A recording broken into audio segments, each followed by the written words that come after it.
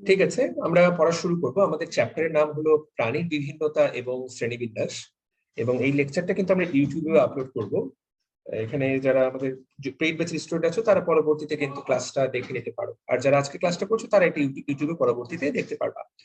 So চ্যাপ্টারটার নাম প্রাণীর বিভিন্নতা ও শ্রেণীবিন্যাস। আমি গ্যারান্টি দিতে পারি যারা এখানে যারা ক্লাস করছো, এই মুহূর্তে প্রায় 300 জন ক্লাস করছে, আমি এটুকু বলতে পারি যে তোমরা সবাই স্বপ্ন দেখো যে তোমরা ঢাকা মেডিকেল কলেজে পড়বা বা অন্তত মেডিকেল কলেজে পড়বা, এইটুকু স্বপ্ন তোমরা দেখো। এইটুকু আমি নিশ্চিত যে তোমরা এইটুকু স্বপ্ন দেখো, তাই না? আচ্ছা, দ্যাটস ফাইন। কিন্তু বিষয়টা হলো যে আমরা এই স্বপ্নটা দেখি কিন্তু স্বপ্ন অনুসারে কাজ করি না। স্বপ্ন অনুসারে কাজ করলে এই চ্যাপ্টারটা তোমাদের এতক্ষণে ফানা ফানা করে ফেলার কথা। এই চ্যাপ্টারটার প্রত্যেকটা জিনিস, কিছু জিনিস আছে যেগুলো ফরজে আইন, সেই জিনিসগুলো আমরা সবার আগে পড়বো। তারপরে যেগুলো ফরজে কিফায়া, যেগুলো সুন্নত, যেগুলো নফল, যেগুলো ওয়াজিব, সেগুলো আমরা ধীরে সুস্থে পড়বো। ঠিক আছে? সো সবার আগে আমি ফরজে আইন জিনিসগুলো পড়াচ্ছি, যেগুলো আমাদেরকে পরীক্ষার জন্য একদম ব্রেনের মধ্যে পুরোপুরি সেট করতে হবে। এই চ্যাপ্টার থেকে আমি যদি একটা কথা বলতে চাই যে এই চ্যাপ্টার থেকে ভাইয়া কি প্রশ্ন আসবে, কয়েকটা প্রশ্ন এখান থেকে খুবই গুরুত্বপূর্ণ। এক নম্বর কথা, এই চ্যাপ্টার থেকে বোল্ড হরফ, পরীক্ষা কিন্তু এই চ্যাপ্টারের বোল্ড হরফ থেকে প্রশ্ন আসবে। যারা ক্লাস করছো, এই চ্যাপ্টারের বোল্ড হরফ থেকে প্রশ্ন আসবে, এক নম্বর কথা।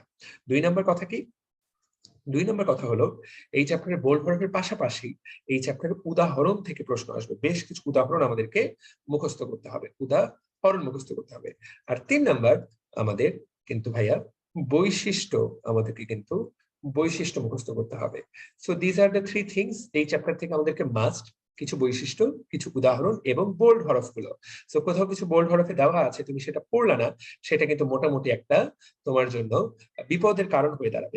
যেমন দেখো, একটা পেজে কিন্তু বেশ কিছু বোল্ড হরফ দেওয়া, তুমি যদি একটু খেয়াল করো, এইগুলাই আমাদেরকে ভালো মতো কিন্তু এইগুলাই কিন্তু পড়তে হবে। সো আমরা প্রথম থেকেই পড়তে পারি। আবার আমি যেটা বললাম, যেগুলো ফরজে আইন, সেটা থেকে পড়া শুরু করা যেতে পারে। ঠিক আছে, আমরা শুরু থেকেই শুরু করি, তাহলেই বরং চ্যাপ্টারটা শেষ করা যাবে খুব দ্রুত।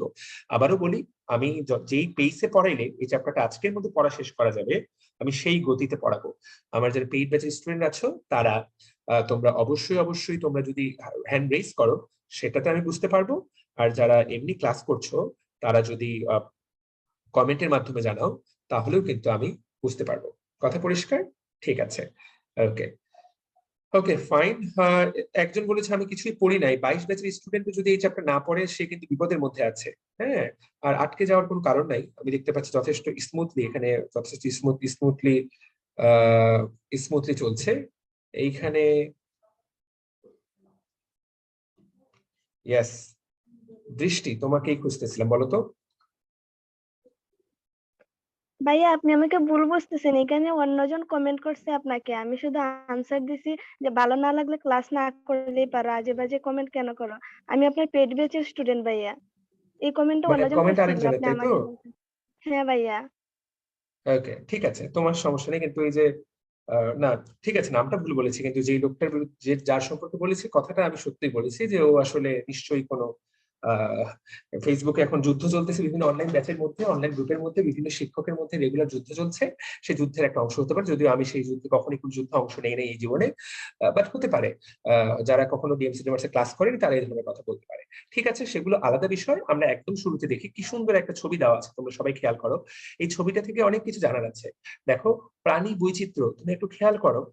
দেখো, প্রাণী বৈচিত্র্যের কৌণিক নকশা, এবং এইখানে তুমি তাকিয়ে দেখো, এই কৌণিক নকশাতে আমাদের যতগুলো পর্ব আছে, এই যে যতগুলো পর্ব আছে, সেই পর্বগুলোকে কি সুন্দর করে দেখানো হয়েছে। দেখো, সবগুলো পর্বের এই জায়গায় কিন্তু নাম দেওয়া আছে, সবগুলো পর্বের একটা কি সুন্দর ছবি দেওয়া আছে।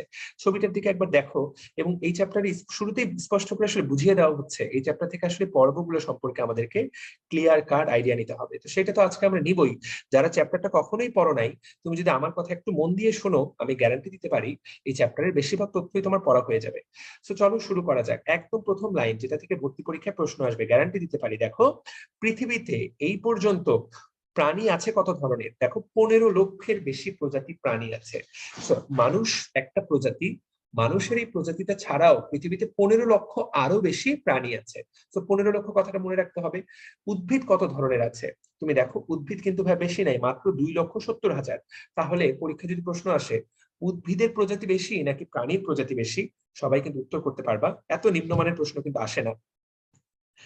প্রশ্ন কিন্তু আসবে যে প্রাণীর প্রজাতি বেশি, তাই না? এবং এই যে এত প্রজাতির প্রাণী, এই জিনিসটাকেই বলা হয় প্রাণী বৈচিত্র্য। এবং এই প্রাণী বৈচিত্র্য এইগুলা তোমার যদি কখনো সময় হয় তুমি এগুলাকে রিডিং করতে পারো। এইগুলো রিডিং করে যে আনন্দ পাওয়া যায় ব্যাপারটা মোটেই তা না, কিন্তু এগুলো খুব একটা আহামরি ইম্পর্টেন্ট না। প্রাণী বৈচিত্র্যের প্রকারভেদ পরীক্ষায় জাস্ট হেডলাইনটা থেকে প্রশ্ন আসবে, আমাদের বেশিরভাগ বাচ্চা কাচ্চাই কিন্তু হেডলাইনটাই পড়ে না। দেখো প্রাণী বৈচিত্র্য 3 প্রকার: জিনগত বৈশিষ্ট্য, প্রজাতিগত বৈশিষ্ট্য এবং বাস্তুতান্ত্রিক বৈশিষ্ট্য। সো এইখানে আমাদেরকে খুবই গুরুত্বপূর্ণ এই হেডলাইন তিনটা আমাদেরকে মনে রাখতে হবে, ঠিক আছে? সো এই যে 3টা বৈশিষ্ট্য, তুমি এই 3টা শব্দকে এইভাবে মনে রাখতে পারো যে প্রাণী বৈচিত্র্য কি কি আমরা কিন্তু ভুলে যাব, তুমি কিন্তু পরীক্ষার হলে কিন্তু ভুলে যাবা। সো তুমি মনে রাখো,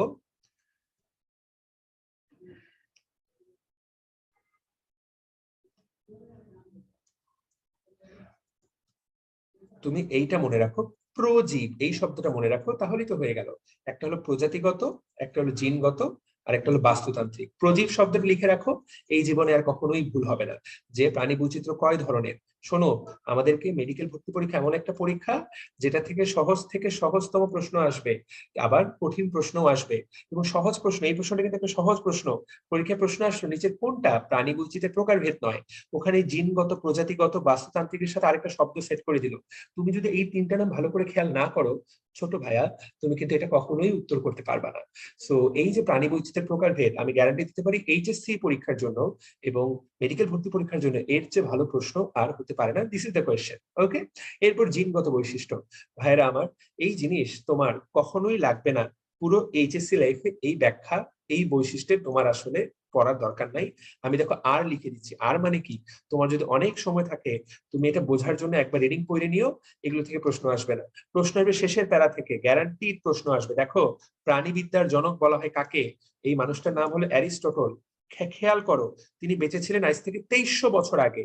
দেখো 2300 বছর, তিনি একজন গ্রিক দার্শনিক, তাকেই বলা হয় প্রাণী বিজ্ঞানের জনক।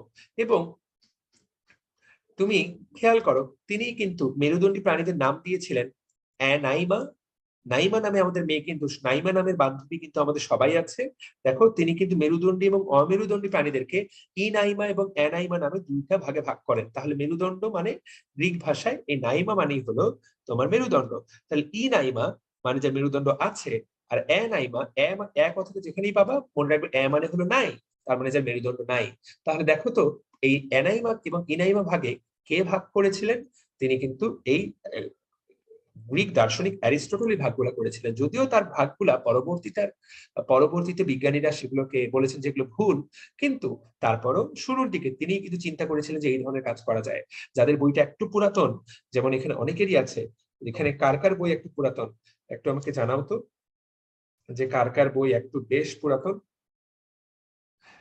যে হ্যাঁ একটু তোমরা এখানে জানাতে পারো। হ্যাঁ, যাদের বই পুরাতন তারা এই অংশটুকু লিখে নিবা, ঠিক আছে? আপাতত নতুন বই না কেনার দরকার নেই, আরো 6 মাস পরে এইচএসসি 22-এর যারা, আমার সাজেশন হচ্ছে তোমাদের যদি অনেক টাকা থাকে, যদি অনেক বেশি পড়ার ইচ্ছা হয়, তাহলে তুমি এখন একটা বই কিনতে পারো। আর যদি মনে করো যে না, এইচএসসি 22-এর জন্য, তারা 6 মাস পরে বইটা কিনবা। কথা পরিষ্কার? ঠিক আছে, নতুন বই বের হবে তখন আবার কিনবা, কারণ বই চেঞ্জ হইতেই আছে। So that's it. সো এই ভাগটা তিনি করেন, ওকে? আচ্ছা, এরপর এখানে আরো কথা বলা হয়েছে যেগুলো আমি আসলে তোমাকে করতে বলবো না, খুব একটা দরকার নেই এখান থেকে। এরপর দেখো বলা হয়েছে প্রাণী শ্রেণীবিন্যাসের ভিত্তি, অনেকগুলো কথা বলা হয়েছে। এখান থেকে একটা উদাহরণ করতে হবে। যারা ক্লাস করছো প্রত্যেকেই, আবারও বলে দেই, যারা এখানে এই মুহূর্তে ক্লাস করছো, এই মুহূর্তে প্রায় কাটায় 300 জন ক্লাস করছো, খুবই স্পষ্ট কথা, আমার কথাটা মন দিয়ে শোনো। যারা মেডিকেল এইচএসসি 21-এর আমার অ্যাডমিশন ব্যাচের স্টুডেন্টরা, তোমাদের হাতে সময় আছে মাত্র আর হাতে গুনে কয়টা দিন, হাতে গুনে ফেব্রুয়ারি মাসটা, মার্চ মাসটা, এপ্রিল মাসটা। সো তোমাদের হাতে সময় আছে মোটামুটি 72 দিনের মতো। আর যারা 22 ব্যাচের স্টুডেন্ট যারা কিনা ক্লাস করছো, তারা এর সাথে মোটামুটি আর 6 মাস যুক্ত করে দাও। সো তোমাদের বাস্তবতা হলো যে যাই করো, সময় আসলে খুব একটা বেশি নাই। এইটুকু সময় এত কিছু করার জন্য আসলে খুব একটা সাফিসিয়েন্ট না। তুমি যদি সময় নষ্ট করো বিপদে পড়বা। সো এই যে অংশগুলো পড়তে বললাম, এগুলো আজকেই ভালো করে পড়ে ফেলতে হবে, এবং এগুলো বইয়ের মধ্যে সুন্দর করে দাগিয়ে নিতে হবে, সাথে সাথে লিখে ফেলতে হবে। এবং যে কথাগুলো বলছি এগুলো এক কান্দে শুনলাম আরেক কান্দে বাইর করে দিলাম, খুব একটা লাভের লাভ হবে না। আবারও বলছি চ্যাপ্টারটা আমি পুরোটাই পড়িয়ে দিব। এই যে এখন পড়াবো, তাকায় দেখো, আনুবীক্ষণিক প্রাণী। দেখো তো পরীক্ষায় জাস্ট উদাহরণটা তুলে দিবে, নিচে কোন প্রাণীটা আনুবীক্ষণিক। এই যে দেখো ট্রাইসোডিনা অ্যানাবাসিক। ভাইয়া তোমাকে জাস্ট চিনতে পারতে হবে পরীক্ষার হলে। এই প্রাণীটা হুবহু পুরো নামটা মুখস্থ করতে হবে, নট নেসেসারি।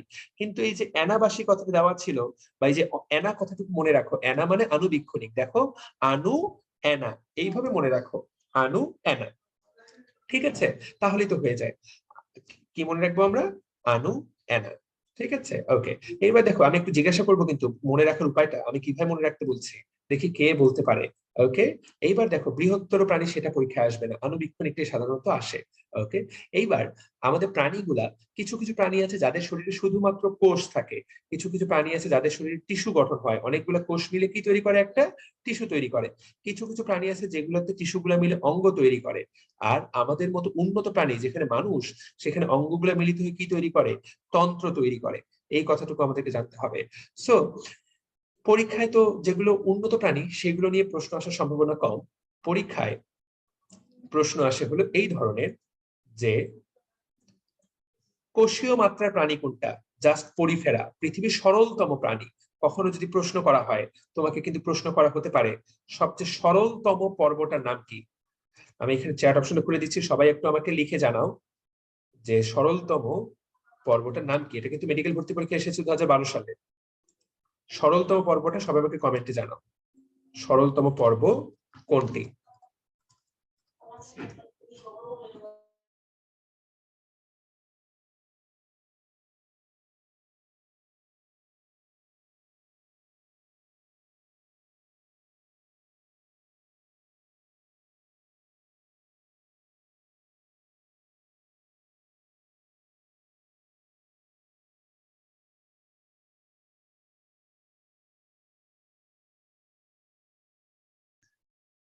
তাহলে সরলতম পর্ব সবাই কিন্তু উত্তর করতে পারছে, এবং সুন্দর সবাই পরিফেরা, এবং এটা কিন্তু ভুল করা যাবে না। সরলতম মানে কি? তার মানে এর মানে এর শরীরে শুধুমাত্র কোষ আছে, কোনো টিস্যু নাই। ব্যাপারটা বোঝার চেষ্টা করো, এর শরীরে কোনো ধরনের টিস্যু নাই, মানে ব্যাপারটা ভাবা যায় দারুণ। মানে শুধুমাত্র কোষ কোষ দিয়ে একটা প্রাণী তৈরি হয়েছে। এরপরে একটু উন্নত হলো নিডারিয়া। একটু তাকায় দেখো, নিডারিয়া পর্বের প্রাণীগুলোতে টিস্যু থাকে, তাহলে দেখো টিস্যু মাত্রার। এরপরে আরেকটু উন্নত হলো প্লাটিহেলমিনথিস, আমরা কিন্তু এই নামগুলো ক্লাস 9 থেকেই পড়ে এসেছি। সো এইটাতে কিন্তু কোনো ঝামেলা নাই। আর এরপরে সবগুলো প্রাণীতে কিন্তু তন্ত্র বিদ্যমান। সো ভাইরা আমার, এই যে তিনটা উদাহরণ, এই তিনটা পরিফেরা, নিডারিয়া, প্লাটিহেলমিনথিস, তুমি যদি এই তিনটা মনে না রাখতে পারো, তোমার কিন্তু আসলে পরীক্ষায় তুমি কিন্তু একটা মার্ক ছেড়ে দিয়ে আসবা, যেটা কিন্তু আসলে কেউই ছাড়বে না। ঠিক আছে, ওকে। সো হোপফুলি ইনশাল্লাহ উত্তর করা যাবে। এরপর দেখো মুক্তজীবী, এখানে দেওয়া আছে পরজীবী। এখানে পরীক্ষায় আসবে পরজীবীর উদাহরণটা আমি গ্যারান্টি দিতে পারি, নিচের কোনটা পরজীবী? যকৃত কৃমি, ফ্যাসিওলা হেপাটিকা। আবারও বলে দেই, এই চ্যাপ্টার থেকে সবার একটা কমন প্রশ্ন থাকে। আমি এই পর্যন্ত যতজন স্টুডেন্ট পড়াইছি, মোটামুটি হাজার হাজার স্টুডেন্ট এই হাত দিয়ে পার হয়ে গেছে। সবাই প্রশ্ন করে, ভাইয়া বৈজ্ঞানিক নাম কোনটা কোনটা পড়বো। এটা কিন্তু সবার প্রশ্ন থাকে। এখানে ভাইয়া, এখানে যারা আপনারা ক্লাস করছেন, আমি আজকে যেগুলো দাগিয়ে দিব শুধু সেগুলাই পড়বেন, ইনশাআল্লাহ ইউ উইল বি কামিয়াব ইন দ্য দুনিয়া এন্ড ইন দ্য আখিরাত। সো এই যে যকৃত কৃমির বৈজ্ঞানিক নাম ফ্যাসিওলা হেপাটিকা, এইটা ভাইয়া মুখস্থ ঝরঝরা করে ফেলতে হবে। আর একটা কথা বলে দেই, অ্যাডমিশনের ক্লাস, হ্যাঁ ঠিক আছে আমি করাচ্ছি। এখানে খুব গুরুত্বপূর্ণ হলো 1.5 ঘন্টা মনোযোগ ধরে রাখা। এখানে যারা ঝরে পড়বে ক্লাস শেষে, আমি বললাম তারা কিন্তু মিস করবে। ক্লাস করা কিন্তু খুব একটা কখনোই সহজ কিছু না, ক্লাস করতে হলে একটু ধৈর্য লাগবে। যারা ক্লাস করছো 12টা পর্যন্ত আমাদের সাথে থাকবা, গ্যারান্টি দিতে পারি এই চ্যাপ্টারটা তুমি যখন রাতে ঘুমাবা, আজকে কিন্তু ভালো হবে যে একটা চ্যাপ্টার আমি খুব ভালো পড়া শেষ করতে পারলাম। কথা পরিষ্কার? এখান থেকে যারা ঝরে পড়বে তারা কিন্তু এই চ্যাপ্টারটা ভালো মতো শেষ করতে পারবে না, এইটুকু আমি নিশ্চিত করে বলতে পারি। অন্ততপক্ষে অভিজ্ঞতার দিক দিয়ে, জ্ঞানের দিক দিয়ে তোমাদের চেয়ে বেশি না হলেও অভিজ্ঞতার দিক দিয়ে তোমাদের চেয়ে যে আমার অভিজ্ঞতাটা বেশি, এইটুকু আমি নিশ্চিত করে বলতে পারি। তাহলে এইটুকু পড়তে হবে, পরজীবী কোনটা? যকৃত কৃমি। ঠিক আছে, এরপর বলা হয়েছে ক্লিভেজ। ক্লিভেজ শব্দের অর্থটা পরীক্ষায় আসতে পারে যে কোষ বিভক্তি। ক্লিভেজ মানে কি? কোষ বিভক্তি। যে প্রক্রিয়ায় জাইগোটটা বিভাজিত হয় সেটাকে বলে ক্লিভেজ। সংজ্ঞাটাই প্রশ্ন আসতে পারে, আগেই বলেছি বোল্ড হরফ। ঠিক আছে, এখন এই ক্লিভেজ যদি সম্পূর্ণ হয় সেটাকে বলা হবে, দেখো সম্পূর্ণ ক্লিভেজের অপর নাম কি? হোলোব্লাস্টিক। আর যদি ক্লিভেজটা আংশিক হয় সেটার নাম হলো মেরোব্লাস্টিক। তুমি একটু তাকিয়ে দেখো, তাহলে মেরোব্লাস্টিক বা আংশিক ক্লিভেজ। সো ক্লিভেজ যদি আংশিক হয় সেটাকে বলা হয় মেরোব্লাস্টিক। আরেকটা কথা আমাদেরকে খেয়াল করতে হবে, এই ক্লিভেজ মানে কি, এখানে একটা গুরুত্বপূর্ণ, সেটা আমরা সবাই ডিম চিনি, তাই না? ডিম চিনি, ডিমের একটা প্রান্তে কিন্তু কুসুম থাকে। সো ডিমের যেই প্রান্তে কুসুম থাকে আর আরেকটা প্রান্তে অন্য নাম। সো ডিমের, এখানে খেয়াল করুন, ডিমের যেই প্রান্তে কুসুম থাকে সেই প্রান্তটাকে বলা হয় ভেজিটাল পোল। তাকায় দেখো, সেই প্রান্তটাকে বলে ভেজিটেবল না, কিন্তু ভেজিটাল। আর খেয়াল করো, যেই প্রান্তে কুসুম থাকে না, যেই প্রান্তে নিউক্লিয়াস থাকে, সেই প্রান্তটাকে বলে এনিমেল পোল। ভাইরা আমার, পরীক্ষায় এই যে বোল্ড হরফগুলো দেওয়া, এইগুলো থেকেই প্রশ্ন আসতে পারে। আমি বলতে পারি যে এগুলা থেকেই প্রশ্ন আসবে। ঠিক আছে, যারা এখানে এইচএসসি পরীক্ষা দিবা, যারা মেডিকেল ভর্তি পরীক্ষা দিবা, আমি গ্যারান্টি দিলাম এইটুকুই পড়তে হবে। এর বাইরে বাকি জিনিসপত্র পড়ে আসলে, বাকি জিনিসপত্র পড়ে লাভ নাই। কথা পরিষ্কার? এরপরে আর অল্প কি পড়বা, ক্লিভেজ কয় ধরনের হতে পারে। দেখো, ক্লিভেজ 3 ধরনের হয়। একটাকে বলে অরিও ক্লিভেজ। নামটা কি? অরিও বা রেডিয়াল। ইংলিশটাও পড়বা, যারা ক্লাস করছো আমার কথা মন দিয়ে শুনছো। অরিওর অপর নাম রেডিয়াল। খেয়াল করো, এই অরিও হলো আর্থ্রোপোডা। সো ভাইয়া, এটা মনে রাখার উপায়টা কি, আমি এইখানেই লিখে দিচ্ছি, তুমি মনে রাখবা। অ পাওয়া যায়, অ এর পরেই আসে সরেয়া। তাহলে অরিও কোথায় পাওয়া যাবে? সরেও সরেয়া। অরিও কোথায় পাওয়া যাবে? আর্থ্রোপোডায়। এইটা হলো মনে রাখার উপায়। ঠিক আছে, ওকে। এইবার হলো দ্বিপার্শ্বীয় বা বাইল্যাটারাল। আরেকটা কি আছে? সর্পিল। ভাইয়া উদাহরণটাই পরীক্ষায় আসবে, জাস্ট বললাম তো, উদাহরণটাই পরীক্ষায় আসবে। উদাহরণটা দেখো, দ্বিপার্শ্বীয়। দ্বি মানে কি? দ্বি মানে হলো দুই। দুই মানে কি? মানুষের কয়টা পা? মানুষের 2টা পা। মানুষ কোন পর্বে? কর্ডাটা। এইভাবে মনে রাখবো আমরা, যে মানুষকে কর্ডাটা পর্বের 2টা পা, 2 ভাগে ভাগ করা যায়। ঠিক আছে, এবং 2 ভাগে ভাগ করা যায়, মানুষের ক্লিভেজও হয়, কিন্তু দ্বিপার্শ্বীয়। মনে রাখার উপায়ের জন্য কত কত ভাবে মনে রাখতে হবে। আর সর্পিল, তুমি একটু খেয়াল করো, অ্যানিলিডা এবং মলাস্কা। তো এইগুলা কিন্তু মনে থাকবে না, আবারও বলছি, এগুলা কিন্তু মনে থাকবে না। এগুলো মনে রাখার জন্য মোটামুটি বেশ ঠেলা আছে। আমাকে কিন্তু বেশ কষ্ট করে, এগুলো আমি কষ্ট করে, বেশ কষ্ট করে আমি মনে রাখার চেষ্টা করতাম। তো সর্পিলটা মনে রাখার জন্য তুমি মনে রাখতে পারো অ্যানি,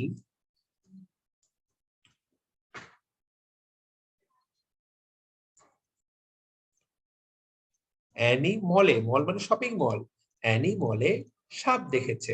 সো দ্যাটস ইট। তুমি যদি এই সর্পিল থেকে এই লাইনটা একবার মনে রাখার চেষ্টা করো, ভাই ইহজনমে তোমাকে কেউ আর এই জিনিস ভুলাইতে পারবে না। দেখো, অ্যানি মলে মানে মলাস্কা, সাপ মানে সর্পিল। So that's the thing. তুমি জাস্ট অ্যানি মলে সাপ দেখেছো যদি পড়ে ফেলো, তোমাকে আর দুনিয়ার কেউই এগুলা থেকে ঠেকাতে পারবে না। যারা এখানে ক্লাস করছো জন্য সবাইকে, বুঝতে পারছো আমার কথা? জি ভাইয়া। হ্যাঁ, বুঝতে পারছি। Thank you. So that's it. উদাহরণগুলো কিন্তু আমি ব্রেনের মধ্যে সেট করতে চাচ্ছি। পরীক্ষা কিন্তু উদাহরণ থেকেই আসবে, আবারও বলছি। আর কি আসবে? আবারও বারবার করে বলছি, বোল্ড হরফ আসবে ভাইয়া, বোল্ড হরফ।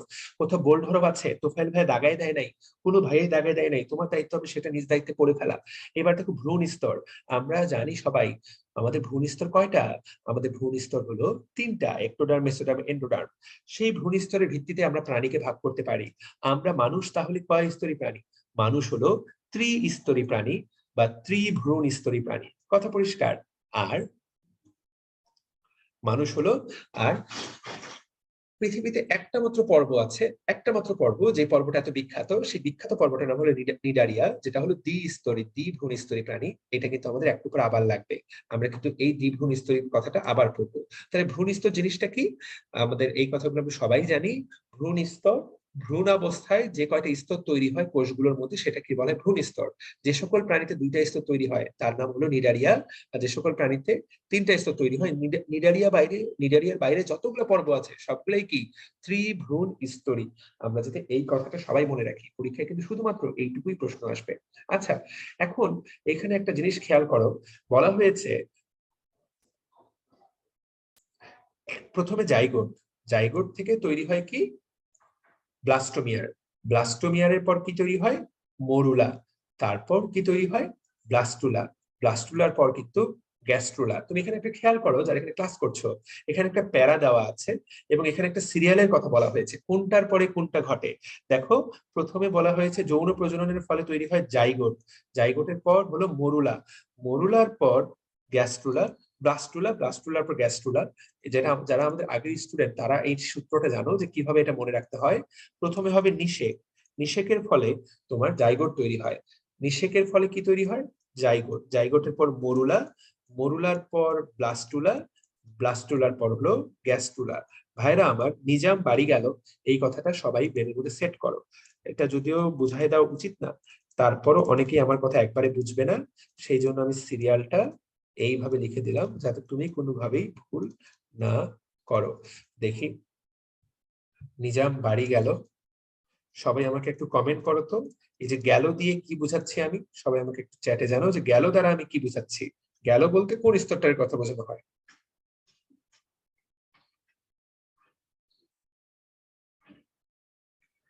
গেল দ্বারা কোন স্তরটার কথা বোঝানো হয়?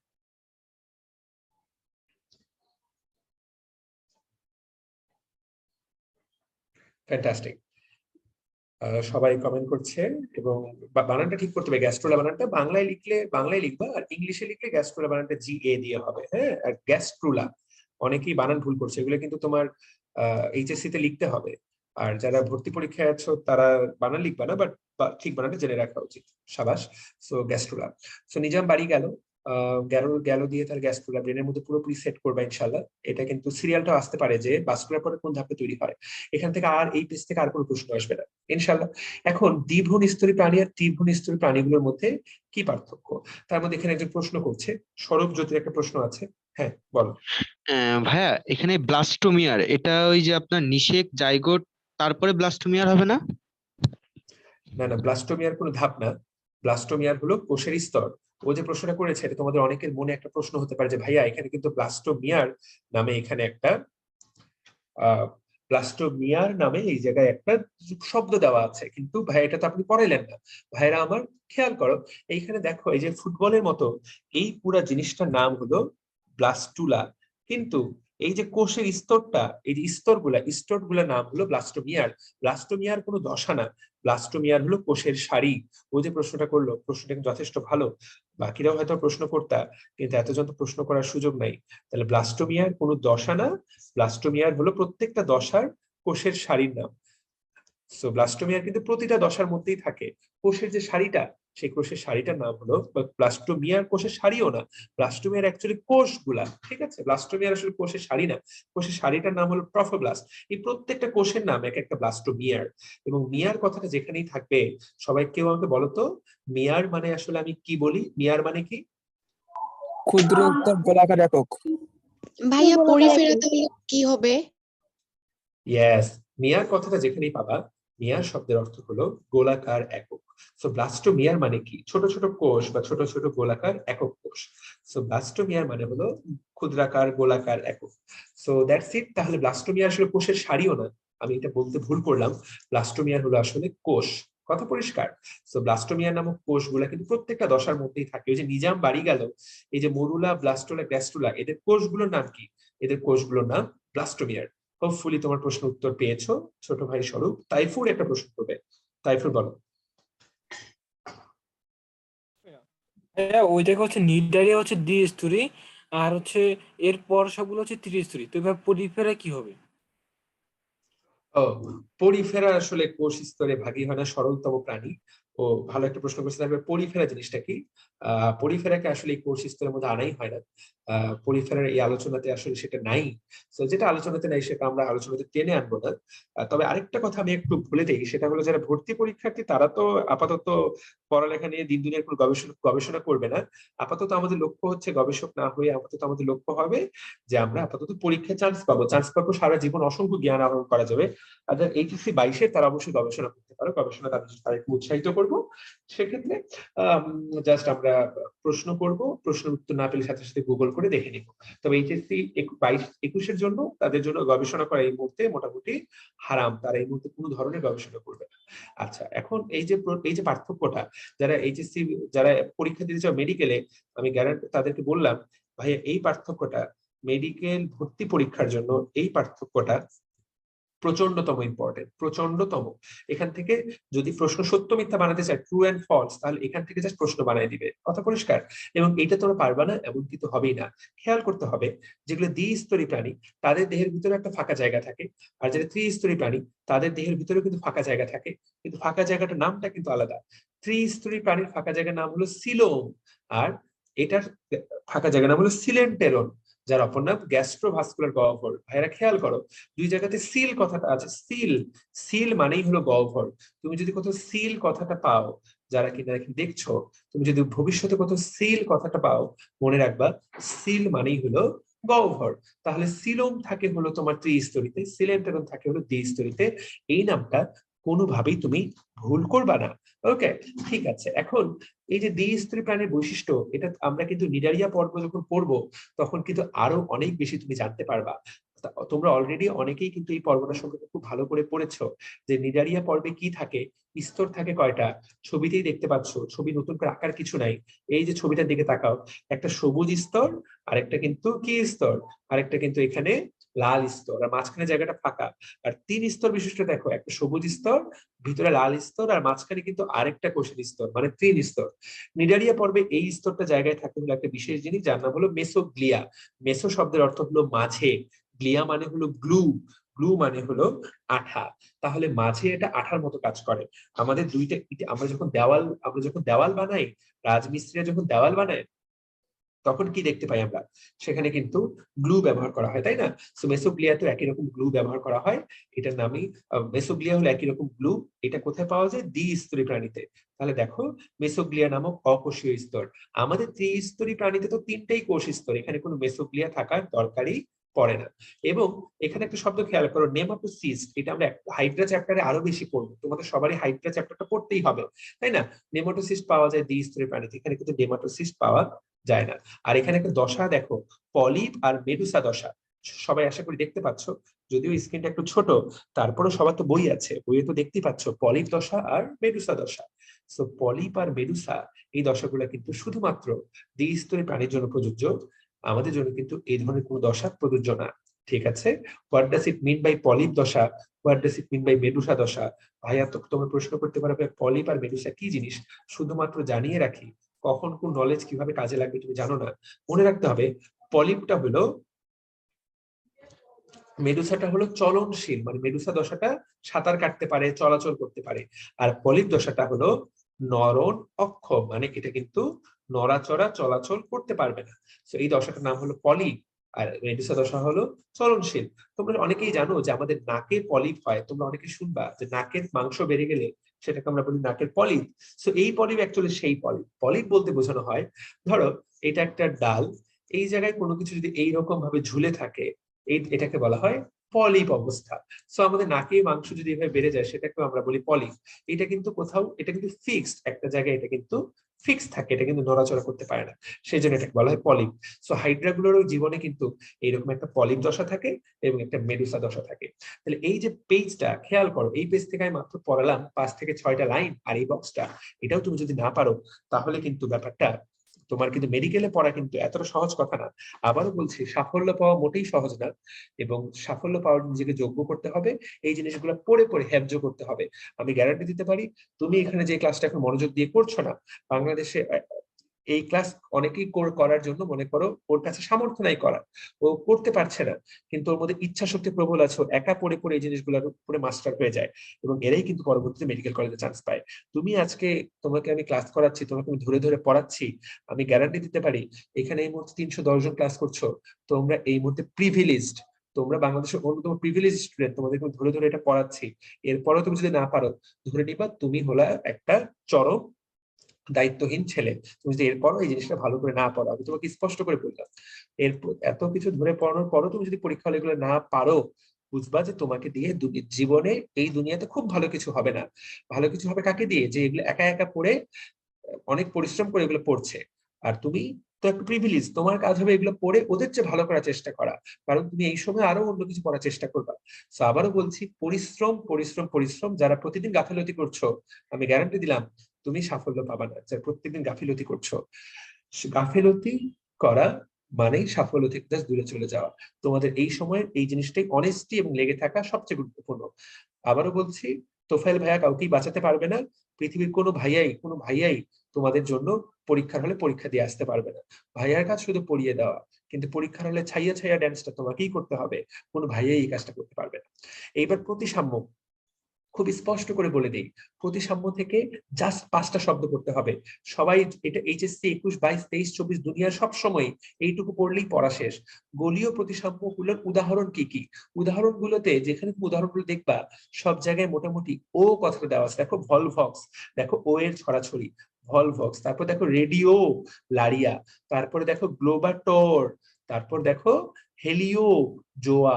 এই যে ও, এইটা দিয়ে গলিও, এই কথাটা মনে রাখতে পারো। সো হেলিও, গেলিও, রেডিও, গ্লোবাটোর, এইভাবে মনে রাখতে পারো তুমি গলীয় প্রতিসাম্যের ব্যাপারটা। এরপর অরীয় প্রতিসাম্য, অরীয়র ব্যাপারটা খেয়াল করো, ঝাড়া মুখস্থ করতে হবে। ঝাড়া মুখস্থ মানে ঝাড়া মুখস্থ ভাইয়া। হাইড্রা, জেলিফিশ, সি অ্যানিমন, ঠিক আছে? এই যে নাম 3টা, এগুলো যে অরীয় প্রতিসাম্য, এই 3টা ঝাড়া মুখস্থ। এখানে টনটনা মুখস্থ শব্দ লিখে দিলাম, টনটনা মুখস্থ খুব স্পষ্ট করে বললাম, পরীক্ষায় গিয়ে এইগুলাই পাবা। এরপর দি অরিও, দেখো এইবার অরিওর সাথে ডি শব্দ লাগাই দিছে। ভাইয়া নাম পড়তে হবে মাত্র 2টা। তাকায় দেখো, টিনোফোরা, টিনোফোরা এবং সিওলোপ্লানা।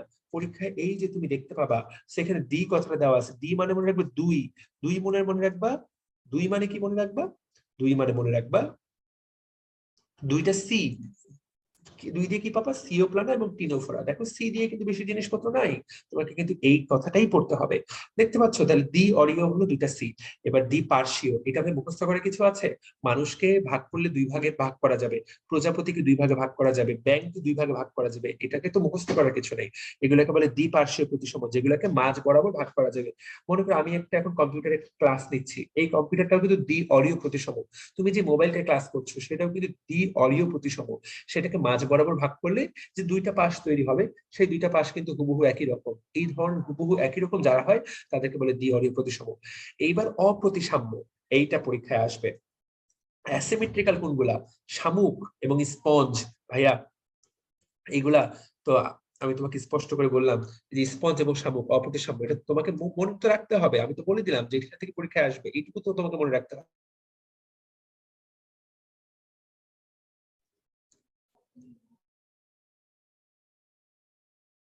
ওকে, তো আগেই বলেছি উদাহরণ পড়তে হবে, কিন্তু এই উদাহরণগুলো ব্রেনের মধ্যে একদম ফাইনালি সেট করতে হবে।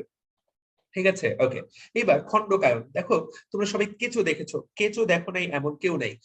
এমনকি কেঁচো খুঁড়তে জীবনে অনেকে সাপও বের করে আসছো, তাই না? তো কেঁচো খুঁড়তে যে সাপ বের হয়, সেই কেঁচোর দিকে তুমি যদি একটু খেয়াল করো, সেই কেঁচোর শরীরটা কিন্তু প্রত্যেকটা জায়গা খণ্ড খণ্ড। এবং মনে রাখতে হবে পৃথিবীতে কেঁচোর খণ্ডকায়নটাকে বলা হয় সমখণ্ডকায়ন। কি খণ্ডকায়ন? এটাকে বলে সমখণ্ডকায়ন। কারণ কেঁচোর প্রত্যেকটা খণ্ড কিন্তু সমান আকৃতির। আর তুমি যদি একটা ঘাসফড়িংয়ের দিকে তাকাও, তার দেহটাও কিন্তু খণ্ড খণ্ড। দেখো মাথা, বক্ষ, উদর, এই খণ্ডগুলো কিন্তু সমান সমান না, এরা কিন্তু ভাগ ভাগ করা। এটা হলো অসম খণ্ডকায়নের উদাহরণ। সো পরীক্ষায় জাস্ট এখান থেকে প্রশ্ন আসবে, জাস্ট ডিরেক্ট। ওকে, এবং এই যে খণ্ডকায়ন, সেটার ইংরেজি টার্মটার দিকে দেখো, মেটামারিজম। তোমরা এই মেটামারিজম কিন্তু রসায়ন, জৈব রসায়নে পড়বা। টটোমারিজম আর মেটামারিজম, হ্যাঁ 2 মেটামারিজম কিন্তু সম্পূর্ণ 2 জিনিস। তো দুইটাতে একসাথে অবাক হওয়ার দরকার নেই। আর মেটামারিজমের প্রত্যেকটা খণ্ডকে বলে মেটামিয়ার। আগেই বলেছি, আমার স্টুডেন্টরা বুঝে বুঝে পড়বে। মিয়ার মানে কি? মিয়ার শব্দের অর্থটা কি? মিয়ার মানে হলো গোলাকার খণ্ড। যেখানেই পাবেন মিয়ার, সেখানেই বুঝবেন এটা কি? গোলাকার খণ্ড, তাই না? যেখানেই মিয়ার পাবেন সেখানেই বুঝবেন এটা গোলাকার খণ্ড। That's fine.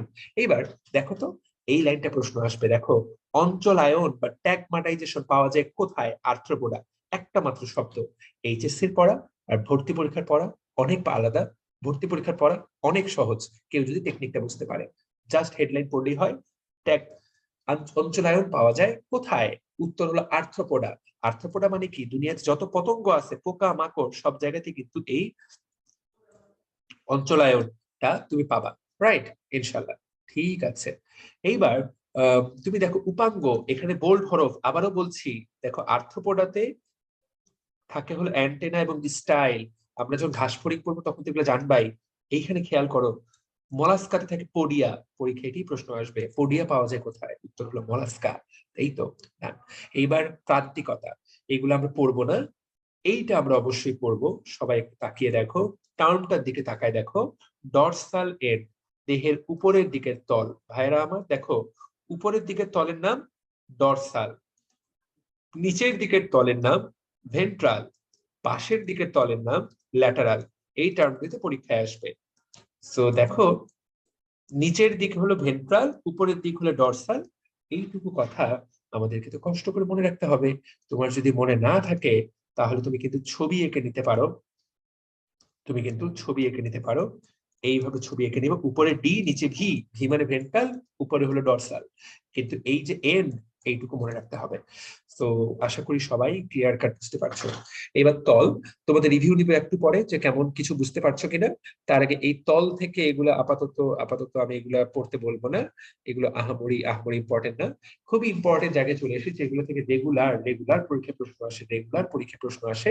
সেই জায়গাটার নাম হলো সিলোম। ভাইয়া একটু আগেই বলেছি, সিল শব্দটা যেখানেই পাবা, সিল মানে হলো ফাঁকা জায়গা। সিলোম, তাহলে এইটা একটা বিশেষ প্রকৃতির ফাঁকা জায়গা। এটা কোথায় পাওয়া যায়?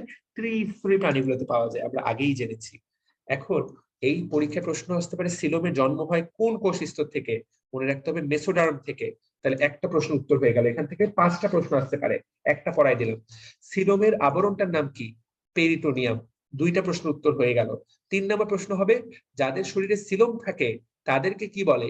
তাদেরকে বলে ইউসিলোমেট বা প্রকৃত সিলোমেট। এবং এখান থেকে একটা প্রশ্ন আসবে, তাই না? তারপর যাদের শরীরে সিলোম থাকে না তাদেরকে কি বলে? অ্যাসিলোমেট।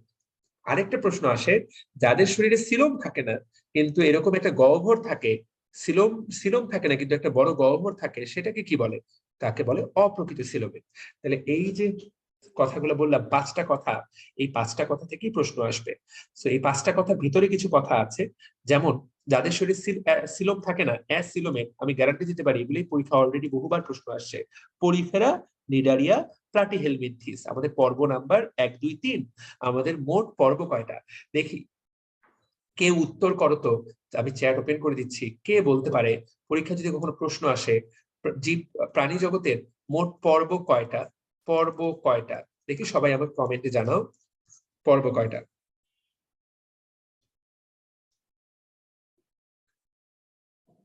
ঠিক আছে, সবাই একে অপরটা দেখে উত্তর করতেছিলাম। এবার দেখি, শাহিন আলম, আমিনুল্লাহ আমান, সানজি, মুনিরা ভুল করেছে, নওশিন ভুল করেছে। ফ্যান্টাস্টিক, খুব ভালো।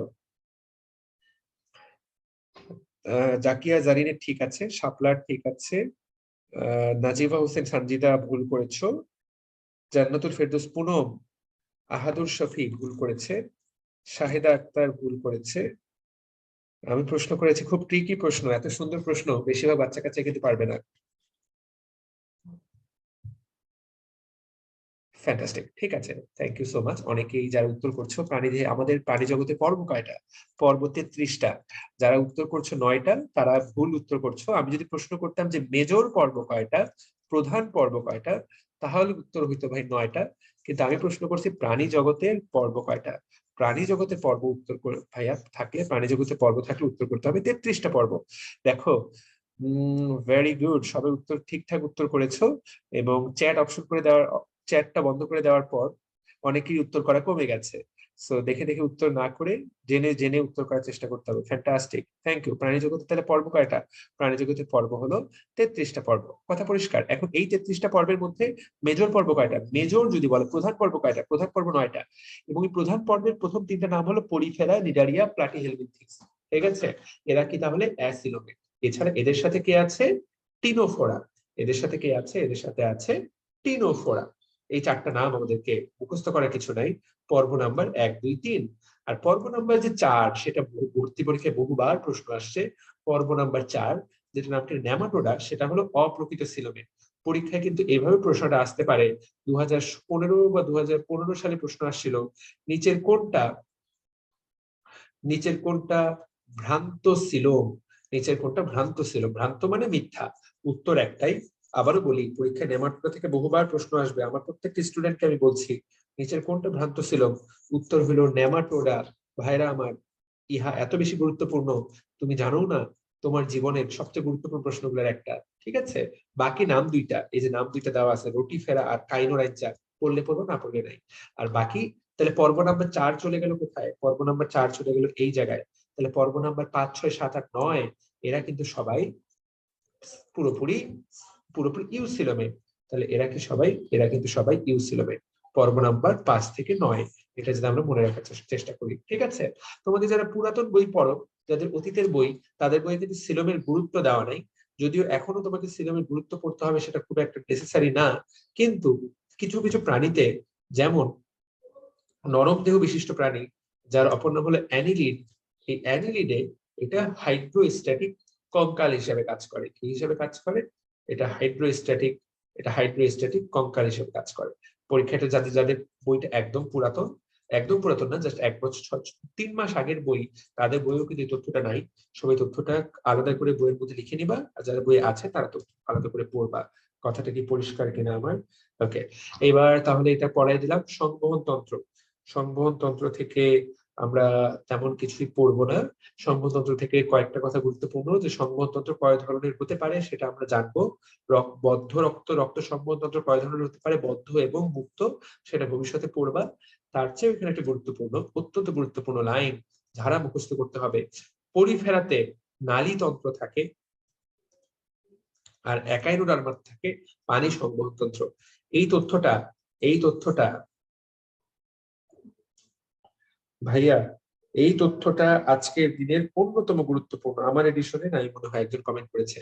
সো এই তথ্যটা আজকের দিনের অন্যতম গুরুত্বপূর্ণ তথ্য। দেখো আমি এখানে 10 স্টার দিয়ে দিচ্ছি। কেন 10 স্টার দিচ্ছি? কারণ এই তথ্যটা এই বইয়ে 2 বার লেখা হয়েছে, এবং 2 বার লেখা হয়েছে মানে কি, বিভিন্ন ভর্তি পরীক্ষায় তুমি এই জিনিসটা পেতে যাচ্ছ। তাহলে দেখো, পরিফেরাতে কি থাকে? নালীতন্ত্র। আর একাইনোডার্মাতে কি থাকে? পানিতন্ত্র। ভাইয়েরা আমার, ভেরি ইম্পর্টেন্ট, ইংলিশটাও আসতে পারে, ওয়াটার ভাস্কুলার সিস্টেম আর canal system. This is very important. কোনোভাবেই ভুল করা যাবে না। আরেকবার আমি আলাদা করে লিখে দিচ্ছি, পরি, নালী, একাই, পানি। ভাইয়া, পরিফেরাতে থাকে নালীতন্ত্র, এটাতে থাকে পানি সংবহন তন্ত্র। কথাটা, মেসেজটা কি সবাই বুঝতে পেরেছো? আসলে পারবো তো নাকি? ইনশাল্লাহ ভাইয়া। ইনশাল্লাহ বললে ভালো করে খেয়াল করতে হবে। আবারও বলছি, দিস ইজ ভেরি ইম্পর্টেন্ট। এইবার বদ্ধ সংবহন, মুক্ত সংবহন, ঠিক আছে? ওকে, এখানে বদ্ধ সংবহন কোথায় কোথায় পাওয়া যায়? অ্যানিলিডা এবং কর্ডাটা। আর মুক্ত সংবহন কোথায় পাওয়া যায়? আর্থ্রোপোড আর মোলাস্কা। সো এই যে দেখো, মুক্ত সংবহন, মুক্ত ম দিয়ে হলো মোলাস্কারটা কিন্তু একদম কনফার্ম করে ফেলো তুমি। আর আর্থ্রোপোডা, ঘাসফড়িং চ্যাপ্টারটা যখন পড়ো তখন আমরা সবাই জানি যে এখানে মুক্ত সংবহন আছে, তাই না? ঘাসফড়িং চ্যাপ্টারে কিন্তু স্পষ্ট করে বলা আছে যে ঘাসফড়িং সংবহনটা মুক্ত সংবহন। তোমার কিন্তু আশা করি এইটুকু মনে আছে, রাইট? আর অ্যানিলিডা এবং কর্ডাটা এরা বদ্ধ সংবহন। সো তুমি এই কোনোভাবেই এগুলো ভুল করবা না। সো মনে রাখবো, অ্যানিকে বদ্ধ করে রাখি। এইটুকু যদি মনে রাখো তাহলে ভুল হবে না। এগুলো কিন্তু পরীক্ষার হলে যে প্যাচ খায় যাবা যে এটা কি মুক্ত ছিল না বদ্ধ, ভাই তখন আর ব্রেন কাজ করবে না। তো মনে রাখতে হবে, বদ্ধ মানে বদ্ধ সংবহন, অ্যানি মানে অ্যানিলিডা, আর কোরে মানে কর্ডাটা। তো তুমি যদি এই লাইনটা একবারই বদ্ধের সাথে মনে রাখো তাহলেই কিন্তু হয়ে গেল। সো অ্যানিকে কি করে রাখবো? বদ্ধ করে রাখবো। সো অ্যানিকে বদ্ধ করে রাখি, তুমি যদি এইটুকু মনে রাখো তাহলেই তো হয়ে যায়। তুমি কিন্তু জীবনে এই জিনিস তুমি এটা ভুলবা না। ওকে, ঠিক আছে। এইখানে কঙ্কাল, দেখো কঙ্কাল এক একজনের এক এক রকম, তাই না? কঙ্কাল এক একজনের এক এক রকম। পরীক্ষায় প্রশ্ন আসবে যে মলাস্কাদের কি দিয়ে তৈরি হয় খোলসটা? ক্যালকেরিয়াস দিয়ে, ঠিক আছে? মলাস্কাদের কি দিয়ে তৈরি হয়? মলাস্কাদের যে বহিঃকঙ্কাল, সো এগুলো কিন্তু ক্যালকেরিয়াস খোলক, এটা কিন্তু বহিঃকঙ্কালের উদাহরণ। দেখো, বহিঃকঙ্কালের উদাহরণ। এবং দেখো আমাদের যে শিং, নখ, পালক, আইস, এগুলো কি বোল্ড ভাবে দেওয়া আছে? এগুলো সব কি বহিঃকঙ্কাল, এগুলো কিন্তু বাইরের কঙ্কাল। ওকে, বহিঃকঙ্কালের উদাহরণ, পরীক্ষা কিন্তু প্রশ্ন আসতে পারে। আচ্ছা, আর আমাদের এগুলো কিন্তু বহিঃকঙ্কাল। আর আমাদের যে অস্থি, তরুণাস্থি, হাড়, গোড়, হ্যাঁ, এছাড়া পরিফেরার প্রাণীদের থাকে স্পিকিউল, এগুলো কিন্তু নতুন বই অ্যাড করা হয়েছে। আবারও বলছি, বোল্ড হলো, পরীক্ষা এগুলোই আসবে। একাইনোডার্মাটা প্রাণীদের ক্যালকেরিয়াস প্লেট, ব্যাপারটা একটু খেয়াল করো। এইগুলা কিন্তু ভাইয়া অন্তকঙ্কালের উদাহরণ। সো পরীক্ষায় প্রশ্ন এইভাবেও আসতে পারে মেডিকেল ভর্তি পরীক্ষা আসবে না, বিভিন্ন ভার্সিটি, জাহাঙ্গীরনগর, সবাই যে তোমার মেডিকেলে চান্স পাবা এটা তো আর না। এখান থেকে অনেকেই আছে যারা মেডিকেলে চান্স পাবা না।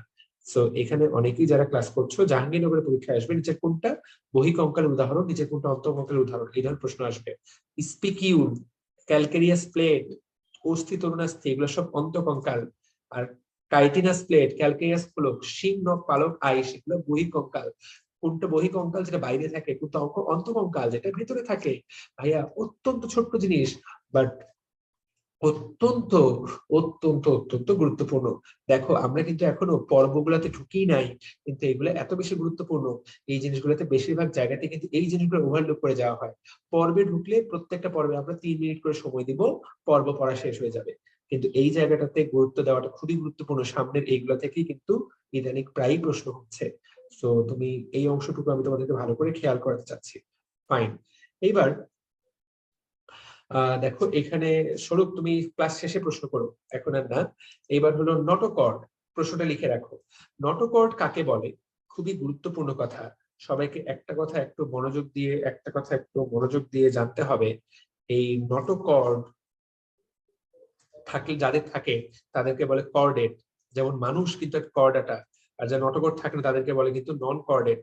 দেখি সবাই আমাকে একটু বলো তো যে নন কর্ডেট মেজর পর্ব কয়টা? পরীক্ষা যদি কোনো প্রশ্ন আসে চ্যাট অপশনে জানাও, নন কর্ডেট মেজর পর্ব কয়টা? নন কর্ডেট মেজর পর্ব সবাই একটু কমেন্টে জানাও, তাহলে বোঝা যাবে যে তুমি আসলেই কিছু বুঝতে পারছো কিনা। ও ফ্যান্টাস্টিক, তুমি কিন্তু আসলে বুঝতে পারছো, সবাই উত্তর করছে। সবাই বলছে 8টা। সো নন কোঅর্ডিনেট মেজর পর্ব কিন্তু 8টা, আর কোঅর্ডিনেট কিন্তু একটা, মোট তাহলে পর্ব হয়ে গেল 9টা। So that's the thing. So non কোঅর্ডিনেটা এগুলো উদাহরণ পড়ার কিছুই নেই, আমরা সবাই জানি তাই না। কোঅর্ডিনেটাকে বড় করে 3 ভাগে ভাগ করা হয়েছে। এখন এই ভাগটা কিন্তু আমাদের পরবর্তীতেও দেওয়া আছে, সেখানে একবার পড়বো কিন্তু আবারও বারবার দিচ্ছে পরীক্ষায়, তাহলে খালি হেডলাইনটা পড়বা। কোঅর্ডিনেটাকে কোন কোন উপপর্বে ভাগ করা হয়? আমরা মানুষ কোন উপপর্বে থাকি? মানুষ আছি ভার্টিব্রাটা উপপর্বে তাই না। আমাদের যাদের মেরুদণ্ড আছে, যাদের মেরুদণ্ড থাকে তাদেরকে কি বলা হয়? পরীক্ষা এটাই আসবে। মেরুদণ্ড যাদের থাকে তাদেরকে কি বলা হয়? ভার্টিব্রাটা। তারপরে কিন্তু বলা হয় যে ওর মেরুদণ্ড নাই, এই ধরনের কথা কিন্তু লোক সমাজে প্রচলিত আছে যে ওই ব্যাটার কিন্তু মেরুদণ্ড নাই। মেরুদণ্ড নাই মানে ওর সাহস নাই, এটা বোঝানো হয়।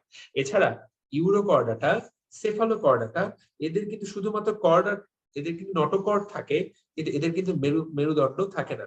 পরীক্ষায় যদি কখনো প্রশ্ন আসে নিচের কোনটির কর্ড নটোকর্ড থাকে কিন্তু মেরুদণ্ড থাকে না, হয় ইউরোকর্ডাটা অপশনে থাকবে নাহলে সেফালোকর্ডাটা অপশনে থাকবে। কথাটা কি বুঝতে পেরেছো? ইউরোকর্ডাটার উদাহরণ হলো অ্যাসিডিয়া, আর সেফালোকর্ডাটার উদাহরণ হলো ব্র্যাঙ্কিওস্টোমা। ভাইয়া নামটা কিন্তু যথেষ্ট কঠিন, তুমি যদি বলো এগুলোর নাম সহজ তাহলে কিন্তু আমি তোমার সাথে দ্বিমত পোষণ করবো। যথেষ্ট কঠিন। ইউরো অ্যাসিডিয়া 2বার করে বললাম, সেফালোকর্ডার ব্র্যাঙ্কিওস্টোমা, এটা একটু 2-3 বার পড়লে তোমার এটা 2-3 বার পড়লে শুধুমাত্র তোমার এটা মনে থাকবে, না হলে এটা মনে থাকবে না। লাস্ট কথা দেখো, পৌষ্টিক নালী, আমরা যে খাবার খাই সেটা তারপর পায়খানা রাস্তা দিয়ে আমরা কিন্তু মল ত্যাগ করে বের করে দেই। তো যেই পথটা থাকে এই পথটার নাম কি? এই পথটার নাম হলো পৌষ্টিক নালী। যে সকল প্রাণীর এরকম পৌষ্টিক নালী থাকে তাদেরকে বলা হয় এন্টারোজোয়া। এন্টারো শব্দটা কথাটা যেখানেই পাবেন, এই এন্টার কথাটা ভবিষ্যতে যতদিন বায়োলজি পড়ালেখা করবেন, দুনিয়াতে যতদিন বেঁচে আছেন, যদি কখনো পরীক্ষায় এরকম এন্টারো পান, বুঝে নিবেন এন্টারো মানেই হলো পৌষ্টিক নালী।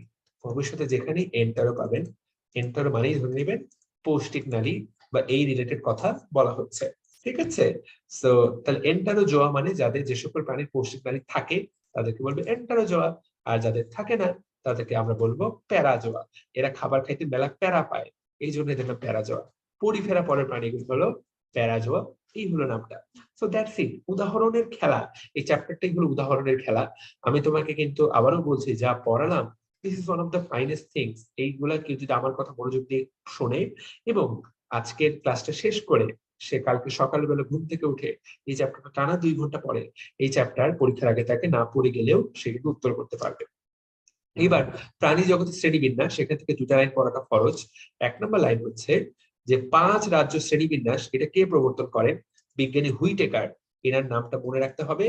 5টা রাজ্য কি কি আমরা এটা সবাই জানি, মনেরা, প্রোটিস্টা, ফানজাই, প্ল্যান্টি এবং অ্যানিমেলিয়া। আমরা এটা সবাই জানি। তাই তো? ঠিক আছে।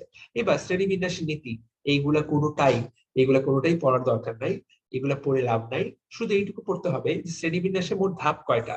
আমরা সবাই জানি শ্রেণীবিন্যাসের ধাপ 7টা, এবং এই প্রত্যেকটা ধাপকে কি বলা হয়? প্রত্যেকটা ধাপকে বলা হয় ট্যাক্সা। প্রত্যেকটা ধাপকে কি বলা হয়? ট্যাক্সা। সো দ্যাটস ইট। ট্যাক্সা কয়টা তাহলে মোট? ট্যাক্সা হলো মোট কয়টা? ট্যাক্সা হলো মোট 7টা। এবং সবচেয়ে নিচের ট্যাক্সাটার নাম কি? স্পিসিস বা প্রজাতি। এই প্রত্যেকটা কথাই কিন্তু আমার প্রত্যেকটা স্টুডেন্ট জানে, এবং এই কথাগুলোই কিন্তু ভর্তি পরীক্ষায় আসবে। আশা করি তুমি ক্লিয়ারলি এটা জানো। এগুলো কিছুই পড়ার দরকার নাই, এগুলো ইনশাল্লাহ পরীক্ষায় প্রশ্ন আসবে না। আমি কিন্তু দেখো এগুলো পড়তেই বলতেছি না, সেগুলো পড়ার দরকারই নাই। ঠিক আছে। নামকরণ থেকে প্রশ্ন আসবে, দ্বিপদ নামকরণের প্রবক্তাকে। দ্বিপদ নামকরণ বাইনোমিয়াল নোমেনক্লেচার, যেহেতু এটা এখন পর্যন্ত চলে আসছে। দেখো আজ থেকে 250 বছর আগে 1798 খ্রিস্টাব্দে এটা প্রবর্তন করেন বিজ্ঞানী ক্যারোলাস লিনিয়াস। এই মানুষটার নাম তুমি সবাই জানো, পরীক্ষা প্রশ্ন আসতে পারে তিনি কোন দেশের বিজ্ঞানী? সুইডেন দেশের বিজ্ঞানী। ঠিক আছে। দ্বিপদ নামকরণ। পরবর্তীতে ত্রিপদ নামকরণ প্রবক্তা করেন পাখি বিজ্ঞানী স্লেজেল। দেখো দ্বিপদ নামটা সবাই পারে, ত্রিপদ নামটা 80% বাচ্চাই পারে না। তাহলে ত্রিপদ নামকরণ প্রবর্তন করেন কে? পাখি বিজ্ঞানী স্লেজেল। দুইবার করে একটা কথা বললাম। এরপর প্রশ্ন আসবে যে আইসিজেড এর মানে কি? আইসিজেড এর ফুল মিনিংটা কি? দেখো ইন্টারন্যাশনাল, প্রত্যেকটা কথা খেয়াল করো, ভেরি ইম্পর্টেন্ট। দেখো আইসিজেড কাকে বলে খেয়াল করো, international Commission on Zoological nomenclature. ভাইয়ারা ভালো করে খেয়াল করো, আইসিজেড কাকে বলা হয়। আর এখানে কিন্তু লেখাও আছে নিয়মগুলা। আইসি, এখানে কিন্তু international Code of Zoological nomenclature, এইটা দিয়েও কিন্তু আইসিজেডএন বোঝায়। সবাই মন দিয়ে দেখো, এইটা দ্বারাও কিন্তু আইসিজেডএনই বোঝায়, কারণ আইসিজেডএন। কিন্তু যদি পরীক্ষায় প্রশ্ন আসে আইসিজেডএন বলতে কি বোঝায়? International Commission on Zoological Nomenclature. খেয়াল করো, not International Code of Zoological Nomenclature. Commission অনটাই পরীক্ষা উত্তর করতে হবে। ঠিক আছে। এটাই হলো পুরো দুনিয়ার প্রাণীদের কোন প্রাণীটাকে কোন বৈজ্ঞানিক নামে ডাকা হবে, যারা এই জিনিসটা নিয়ন্ত্রণ করে, সেটাকে বলা হয় আইসিজেডএন। সো কমিশন অন, কোন জিনিসটা খেয়াল করবে আমার সকল স্টুডেন্ট?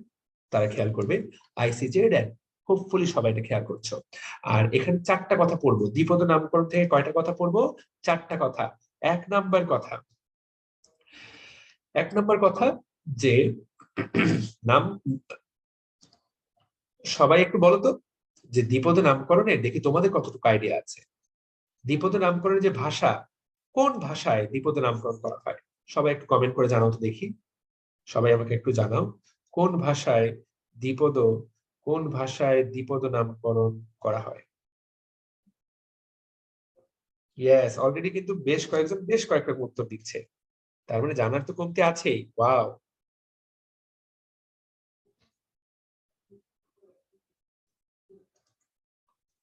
ইয়েস, কমেন্ট করো দেখি কে কেমন পারে, দেখি কার কতটুকু আইডিয়া আছে।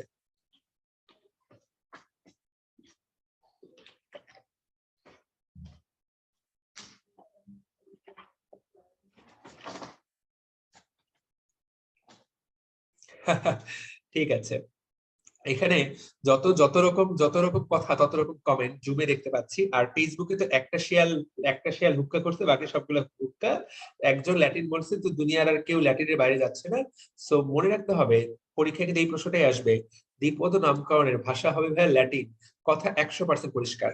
যারা এখানে ইতালিক, যারা এখানে ইংলিশ কমেন্ট করছো, যারা এখানে বৈজ্ঞানিক নাম এই ধরনের কথাবার্তা বলছো, তারা কিন্তু জ্ঞানের এখন অভাবে আছো। জ্ঞানের অভাব থাকা যাবে না, জ্ঞান বেশি থাকতে হবে। তাহলে মনে রাখতে হবে দ্বিপদ নামকরণের ভাষাটা কি হবে ভাইয়া? ভাষা হবে ল্যাটিন। 1 নাম্বার কথা। তাহলে আমি বলছি 4টা কথা পড়বো। 2 নাম্বার কথা কি? ভাষা তো ল্যাটিন হইলো, কিন্তু লিখতে হবে কোন হরফে? লিখতে হবে ইটালিক অক্ষরে। ইটালিক মানে বাঁকা করে লেখা। ইটালিক হরফ মানে কি? তাহলে পরীক্ষায় যদি কোনো প্রশ্ন আসে যে ভাষাটা কি হবে, ভাষা হবে ল্যাটিন, কিন্তু লিখতে হবে কি হরফে? ইটালিক অক্ষরে। So this is the thing. 2টা কথা কিন্তু আমি তোমাকে পড়িয়ে দিলাম। তাহলে এই 2টা কথা পরীক্ষায় রেগুলার আসে, তুমি কিন্তু এগুলা রেগুলার আসলে কিন্তু তুমি ভুল করবা, তাই কিনা? আচ্ছা, ঠিক আছে। আর প্রথম শব্দটা হবে কিন্তু গণ নাম। ঠিক আছে। এবং এটা হবে বিশেষ্য। সো এই যে গণ নামটা, এটা কি? এটা একটা নাউন। ঠিক আছে, বা জাতিবাচক, সেজন্য এটা বড় হাতের হবে। আর পরেরটা কিন্তু গুণবাচক, পরেরটা কিন্তু আমাদের প্রজাতি, সেটা কিন্তু অ্যাডজেক্টিভ। সো পরীক্ষা যদি কখনো প্রশ্ন আসে প্রজাতিটা, এটা ইংলিশ প্রশ্ন হিসেবে আসতে পারে যে আমাদের স্পিসিস গুলা কি ধরনের, ওগুলো কিন্তু অ্যাডজেক্টিভ, আর আমাদের হোমোটা কিন্তু নাউন। এই যে বললাম 4টা কথা পড়তে হবে, এই হলো 4টা কথা, ঠিক আছে? সো আশা করি সবাই, ইতালিক অক্ষরে না লিখলে হবে কিনা? হ্যাঁ, ইতালিক অক্ষরে না লিখলেও হবে, তখন কিন্তু তোমাকে ইংরেজি অক্ষর ব্যবহার করে লিখলে, তোমাকে কিন্তু সোজা করে লিখলে তোমাকে কিন্তু নিচে দুটো আন্ডারলাইন করতে হবে। সো এটা তুমি জানোই, কিন্তু পরীক্ষার এমসিকিউ আসার মতো তো সেটা না। এমসিকিউ আসার মতো যে অংশটা, সেইটা আমি তোমাকে খেয়াল করিয়ে দিলাম, ঠিক আছে?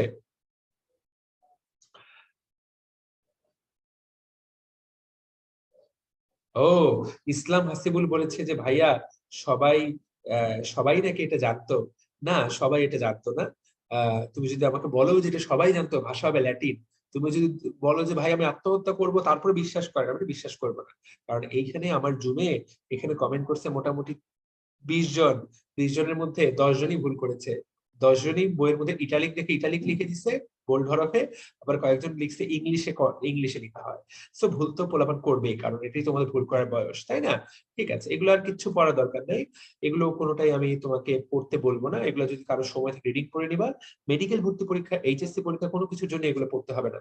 তোমরা যাদের নতুন বই তারা চলে যাও এই পেজে, যারা পড়ালেখা করছো 15 নম্বর পেজে খুব সুন্দর একটা কথা বলা আছে। দেখো প্রাণী জগতের মোট পর্ব কতগুলা, এবং এর মধ্যে মোট পর্ব এখানে মেজর পর্ব কতগুলা, তাকায় দেখো, প্রধান পর্ব এবং এখানে গৌণ পর্ব, এই ধরনের একটা পার্থক্য করা আছে। আমি তোমাদের কিন্তু এই প্রশ্নটাই করেছিলাম। তাহলে প্রাণী জগতের মোট পর্ব হলো 33টা, যার মধ্যে 9টা হলো মেজর পর্ব আর 8টা হলো গৌণ পর্ব। যারা এতদিন জানতা প্রাণী জগতের পর্ব 9টা, তারা এতদিন ভুল জানতা, সেই ভুলটা তোমাদের চোখে আঙ্গুল দিয়ে দেখিয়ে দিলাম। এই পেজে একটা ছক দেওয়া আছে, তোমাদেরকে আমি শান্তি দিতে চাই।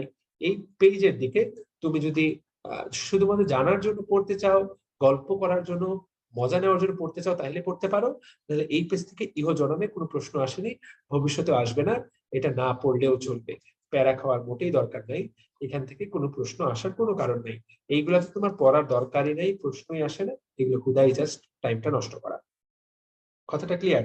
ঠিক আছে, ওকে। কোন সালটা এখান থেকে মুখস্থ করা দরকার নেই। একজন কমেন্ট করছে যে এগুলো সাল পড়বো কিনা, কোন সালই এখান থেকে, কোন সাল এই জায়গা থেকে পড়ার দরকার নেই, ঠিক আছে? ওকে, অবশ্যই সাল পড়বা না। বায়োলজিতে আবিষ্কারের ক্ষেত্রে এগুলো থেকে কোনো সাল পড়বা না, এগুলো থেকে জীবনে প্রশ্ন আসবে, ঠিক আছে? হুদাই সাল করে টাইম নষ্ট করার কোনো দরকার নেই। এইবার আমরা আমাদের আসল পড়ায় চলে আসছি। ওকে, আমাদের আসল যে পড়া, এখানে দেখো নন কর্ডাটা প্রাণী পর্ব, প্রথমেই কোনগুলো ব্যাখ্যা করেছে? নন কার্ডাটা। সো নন কর্ডাটার কর্ডাটা সেটা তো আমরা পড়বই, এইগুলা থেকে আর তোমার পড়া দরকার নেই, আমি এখান থেকে দাগাই দিচ্ছি না। এগুলা কিছু আসিবে না, এগুলো তোমার বাদ দাও, এগুলো তোমার পড়া দরকার নেই। ইম্পর্টেন্ট হলো এই জায়গাটা, দেখো নতুন বই অ্যাড করা হয়েছে, পুরাতন বই তাদের বই কিন্তু এটা নাই। ভাইরা আমার দেখো, বলা হচ্ছে নিম্ন শ্রেণীর প্রাণী কোনগুলা, নিম্ন শ্রেণীর প্রাণী, এদেরকে নিম্ন মানের বলা হচ্ছে। পরিফেরা নিডারিয়া, সিলোমবিহীনটা কোনটা? প্লাটিহেলমিনথিস। ভ্রান্ত সিলোম যুক্ত কোনটা? অপ্রকৃত সিলোম যুক্ত নেমাটোডা। প্রকৃত সিলোম যুক্ত কোনগুলা? ইউসিলোমেট কোনগুলা? আমরা কিন্তু এই জিনিসগুলো সবাই জানি, পরীক্ষায় আসার জন্য এখান থেকেই পরীক্ষা প্রশ্ন আসবে। দেখো 100 স্টার দিলাম, 100 স্টার মানে এই জিনিস তুমি যদি প্রত্যেক দিন প্রশ্ন করা হয়, প্রত্যেক দিন না পারো, তুমি পরীক্ষা হলে পারবা না, পরীক্ষা হলে তোমার পেঁয়াজ খাবে।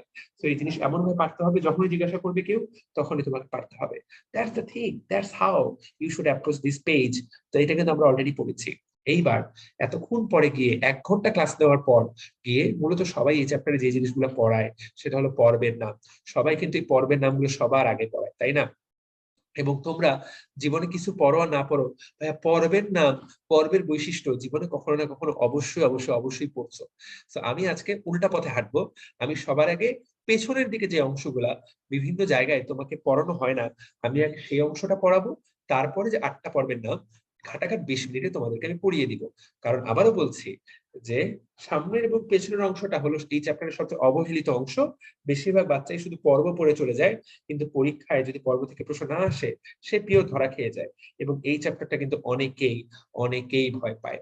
এবং এখানে দেখি তোমরা কি আমার সাথে সহমত পোষণ করা যে সামনে এবং পিছনের অংশগুলোতে আসলে খুব গ্যাঞ্জাম থাকে?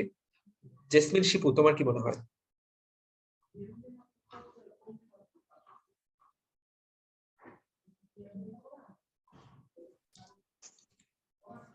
আসসালামু আলাইকুম ভাইয়া। জি আসসালামু আলাইকুম ভাইয়া। বলো। ভাইয়া আমি তো মার্কশিটে দিলাম ভাইয়া, আমার হচ্ছে যে ডিএমসি ডিমার্সের যে এক্সামটা হচ্ছে ওই এক্সাম গুলো আমি দিতে পারছি না ভাইয়া। আরে তোকে প্রশ্নটা কি করলাম, তুই উত্তর কি দিলি? তাহলে এর অর্থ হলো যে তোমার অ্যাপে ওই প্যাকেজটা অ্যাড করা নাই। তুমি আমাদের ফেসবুক পেজে মেসেজ দাও যে আমি তো আপনাদের অ্যাডমিশন ব্যাচের স্টুডেন্ট, আমার ওই প্যাকেজটা আমাকে অ্যাড করে দেন। সেই জন্য তুমি এক্সাম দিতে পারছো না। এই এক্সাম গুলো তো শুধুমাত্র যারা অ্যাডমিশন ব্যাচের স্টুডেন্ট তারা দিবে, আর শুধুমাত্র যারা আমাদের এক্সাম ব্যাচের স্টুডেন্ট তারা দিবে। সো সবার আগে আমরা ভাইয়া করডাটা পর্বটা পড়বো, তারপরে বাকি পর্বগুলো আমরা শেষ করব। আগামী 15 মিনিট আমরা কার নামে পড়বো? করডাটা পড়ব। করডা দেখো, আমি কিন্তু কঠিন পড়াটা আগে পড়ছি, এগুলো কিন্তু কঠিন পড়া, এগুলো পড়তে কারোই ভালো লাগে না। কিন্তু আমি গ্যারান্টি দিলাম তুমি আর 15 মিনিট মনোযোগ দিয়ে এই অংশটুকু শেষ করো। এই অংশটুকু পড়া হলে এই চ্যাপ্টারের আসল পড়াটা আমি তোমার শেষ করে দিলাম। ঠিক আছে, করডাটা পড়বো। ওকে, সো চলো শুরু করা যাক।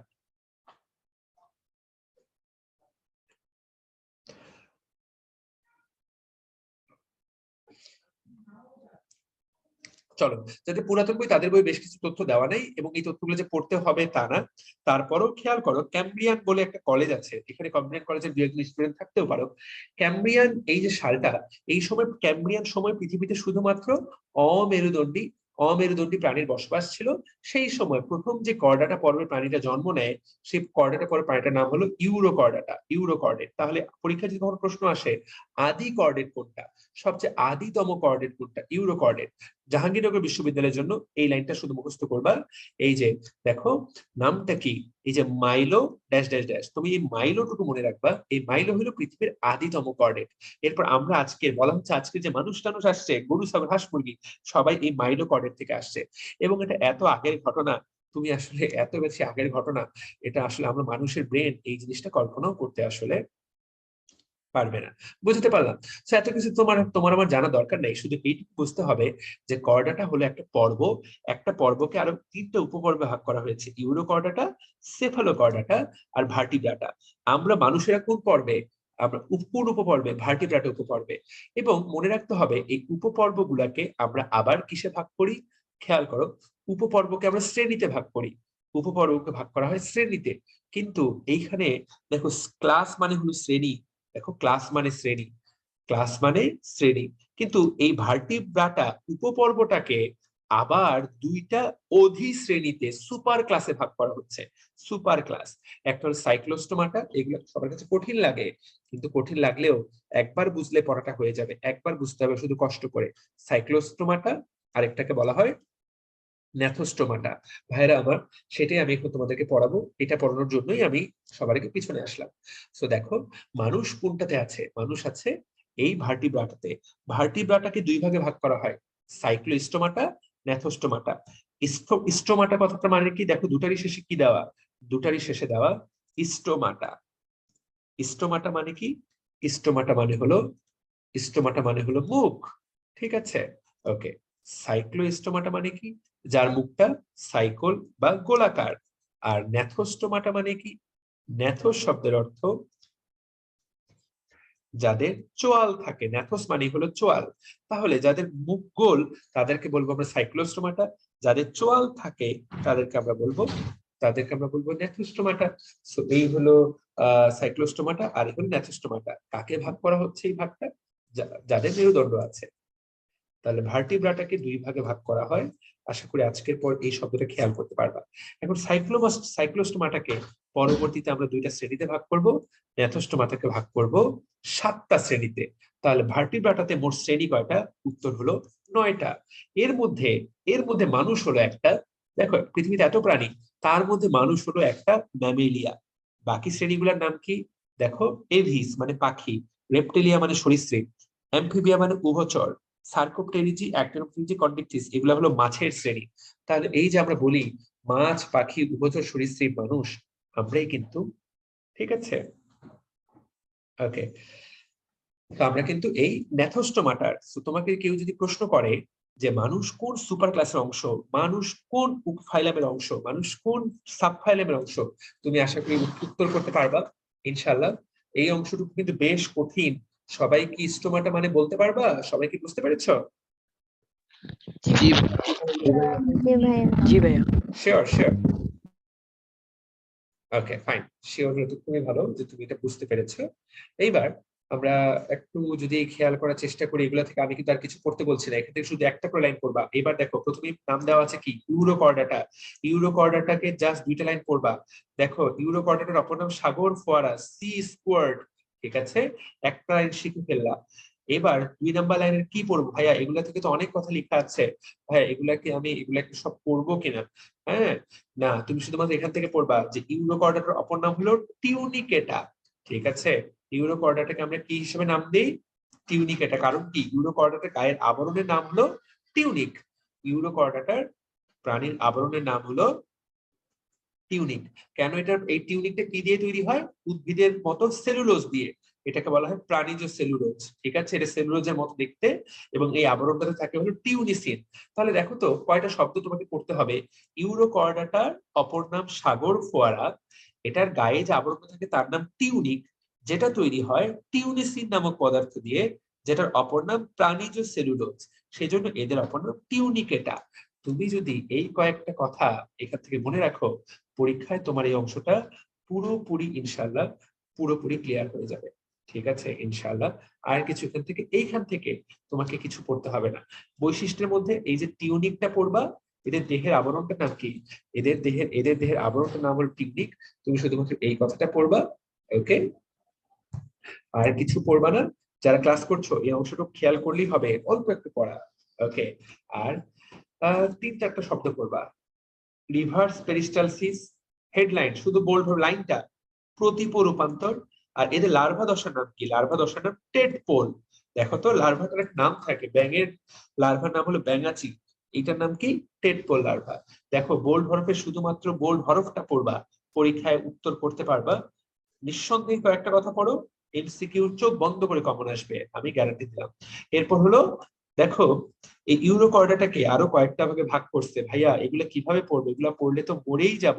হ্যাঁ, অনেক কথা বলা আছে, কিন্তু এর মধ্যে পড়তে হবে মাত্র একটা করে লাইন। দেখো ইউরোকর্ডাটার মধ্যে যেটা অ্যাসিডিয়াসি, সেইটাকে বলা হয় সমুদ্রের ফোয়ারা। তাকায় দেখো, জাস্ট বোল্ড হরফ একটা লাইন, তোমার আর কিচ্ছু পড়া দরকার নাই। পরীক্ষা শুধু আসবে সমুদ্রের ফোয়ারা কোনটাকে বলে, দ্যাট উইল বি এনাফ। তোমার এখান থেকে আর কোনোটাই বৈজ্ঞানিক নাম পড়ার দরকার নাই, থ্যালিয়াসিয়াসি পড়ার দরকার নাই, লার্ভাসিয়া এগুলো কোনোটাই পড়ার দরকার নাই। দেখো, তুমি যদি এগুলো পড়তে চাও তুমি এগুলো পড়তে পারো, কিন্তু তুমি পাগল হয়ে যাবা, এবং এইগুলা পড়ে নিজেকে তুমি পাগলা গারদে আবিষ্কার করবা। দেখো কতটুকু পড়া কমিয়ে দিলাম। তোমরা চোখ বন্ধ করে নিঃসন্দেহে এটার বিশ্বাস স্থাপন করতে পারো, এইটুকুই করতে হয়। এর বাইরে এগুলা পড়ে পাগল হওয়ার দরকার নেই। সেফালোকর্ডাটা পরীক্ষায় অলরেডি মেডিকেল ভর্তি পরীক্ষায় আসছে, এই প্রাণীটা ভল্লাকার বা বল্লমাকার। জাস্ট এই লাইনটা পড়লেই হয়েছে। ভাইয়া বল্লমাকার প্রাণী কোনটা? সেফালোকর্ডাটা।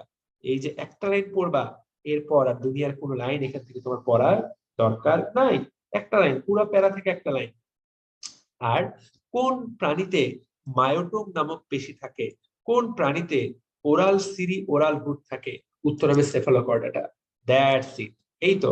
এইবার হলো মিক্সিনি পরীক্ষায় প্রশ্ন আসবে যে মিক্সিনি গ্রুপের প্রাণী মাছগুলোকে কি বলা হয়? হ্যাগফিশ। এই তো, তুমি শুধুমাত্র হ্যাগফিশ এই নামটা পড়বা, তোমার উত্তর হয়ে গেছে। হ্যাগফিশের অপর নাম কি?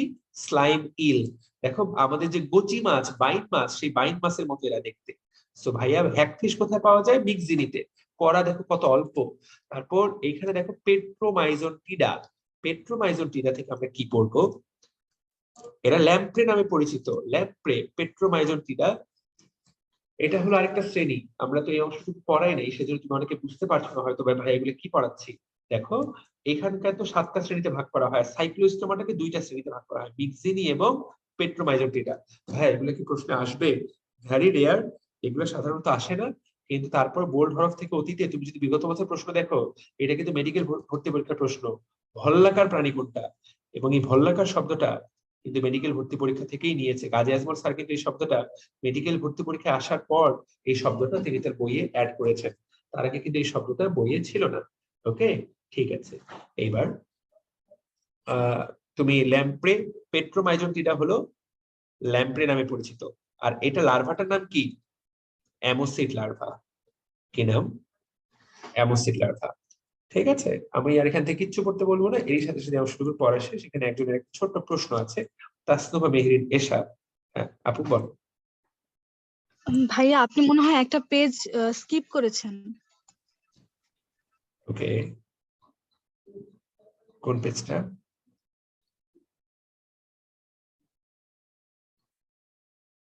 কোথায়?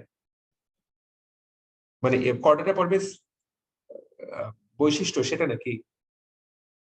ভাইয়া 31 নাম্বার পেজটা মনে হয় আপনি করেন নাই, অ্যাড করেন নাই। আচ্ছা আচ্ছা আচ্ছা, ঠিক আছে, নাথিং টু ওয়ারি।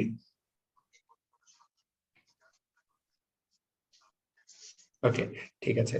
এসা তুমি একটা কাজ করতে পারো, তুমি ওই চ্যাট বক্সে একটু ছবিটা তুলে পাঠিয়ে দাও, আমরা পড়িয়ে দিচ্ছি সাথে সাথে। ওকে, আচ্ছা পাঠিয়ে দাও।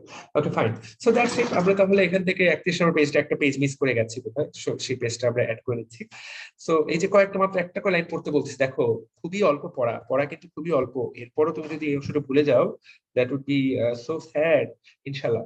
এবার দেখো ন্যাথোস্টোমাটা, ন্যাথোস্টোমাটা যার মানে কি, যার জীব, যার মুখে কি আছে, যার মুখে চোয়াল আছে, যেমন পাখি, পাখির মুখে চোয়াল আছে। দেখো কন্ড্রিকথিস, ভাইয়া এগুলাতে পড়ে লাভ নাই, এগুলোতে আমাদেরকে পার্থক্য পড়তে হবে, দিন শেষে এগুলো থেকে পার্থক্য আসবে, এগুলো থেকে অনেক কিছু লেখা আছে। দেখো কি সুন্দর সুন্দর ছবি দেওয়া।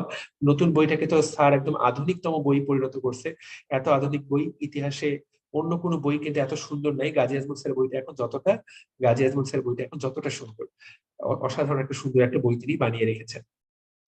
ঠিক আছে, ওকে। পরীক্ষায় ভাইয়া ওগুলা পড়ো আর না পড়ো, পেজ নাম্বার 41 পড়তেই হবে। সবাই একটু পেজ নাম্বার 41-এ চলে আসো, পেজ নাম্বার 41, সবাই পেজ নাম্বার 41-এ চলে আসো। 41-এ চলে এসে প্লিজ একটু পেজ নাম্বার 41-এ আসো, এবং আসো সবাই পেজ নাম্বার 41-এ আসো। ওকে, ঠিক আছে, সবাই কি এসেছো? 41-এ এসেছো? জি ভাইয়া। সবাই বলো এসেছো? জি ভাই। ফাইন। এই 41 নম্বর পেজ থেকে ভর্তি পরীক্ষার প্রশ্নগুলো আসবে, কারণ এখানে দেখো কি সুন্দর করে পুরো জিনিসটা সাজানো আছে, এবং পেছনে দেখো এই যে সুন্দর করে গোছানো এই টপিকগুলো আমরা সবার আগে পড়বো, তারপরে আমরা ভেতর থেকে পড়বো। সময় কিন্তু অনেক হয়েছে, আমাদের কিন্তু ক্লাসটা পরে শেষ করতে হবে। তো এখান থেকে সবার আগে পড়বো। দেখো কন্ড্রিকথিস, অ্যাক্টিনোপটেরিজি, সার্কোপটেরিজি, এই যে দেখো এই যে টেরিজি এবং এই যে ইকথিস, এগুলো সবই হলো মাছ, এগুলো সবই কি দিন শেষে এগুলো হলো মাছ। দেখো এই যে আমাদের ইলিশ মাছ, রুই মাছ এবং টাকি মাছ যেগুলো আমরা খাই, এগুলো সবই অ্যাক্টিনোপটেরিজি। ভাইয়া আমরা যেই মাছটাই খাই মনে রাখতে হবে আমাদের খাদ্যের সকল মাছই হলো অ্যাক্টিনোপটেরিজি মাছ। আমরা যদি এই কথাটা মনে রাখি যে সবগুলো অপশনই হলো মাছ। আচ্ছা, ও পিক দেওয়ার অপশনটা খুঁজে পাচ্ছে না। ওকে, সেই ক্ষেত্রে ওই অংশটুকু পরে আমি অ্যাড করে দেব ভিডিওতে, সমস্যা নেই। ঠিক আছে, সো অ্যাক্টিনোপটেরিজি প্রত্যেকটা অংশই কি, প্রত্যেকটা অংশই হলো মাছ, যে মাছগুলো আমরা খাই। সো পরীক্ষা কিন্তু এখান থেকে সবার আগে এই প্রশ্নটা আসবে যে ভাইয়ারা আমার, যে আমাদের রুই মাছ, ইলিশ মাছ, তোমার পরিচিত যে মাছটাই, তুমি যে মাছটা খাও, আমি গ্যারান্টি দিলাম সেই মাছটা অ্যাক্টিনোপটেরিজি। মনে থাকবে, এটি কিন্তু সবচেয়ে কমন প্রশ্ন। এখন এই তিনটার মধ্যে পার্থক্য দেখো তো কি সুন্দর করে বলা আছে। কন্ড্রিকথিসের অন্তঃকঙ্কালটা তরুণাস্থিময়, আর এদের অন্তঃকঙ্কালটা হলো অস্থিময়। এটা হলো তাহলে অস্থিময় মাছ, আর কন্ড্রিকথিসটা হলো তরুণাস্থিময় মাছ। তাহলে এই দুইটা কিন্তু অস্থিময়, আর এটাকে বলে তরুণাস্থিময়। যেটা তরুণাস্থিময় মাছ সেটা দেহের আইসের নাম প্ল্যাকয়েড, এদের আইসের নাম হলো সাইক্লয়েড, আর এইটার আইসের নাম হলো গ্যানোয়েড। ভাইয়া প্রত্যেকটা কথা কিন্তু আলাদা। তাহলে দেখো তরুণাস্থিময়, অস্থিময়, প্ল্যাকয়েড, সাইক্লয়েড, গ্যানোয়েড।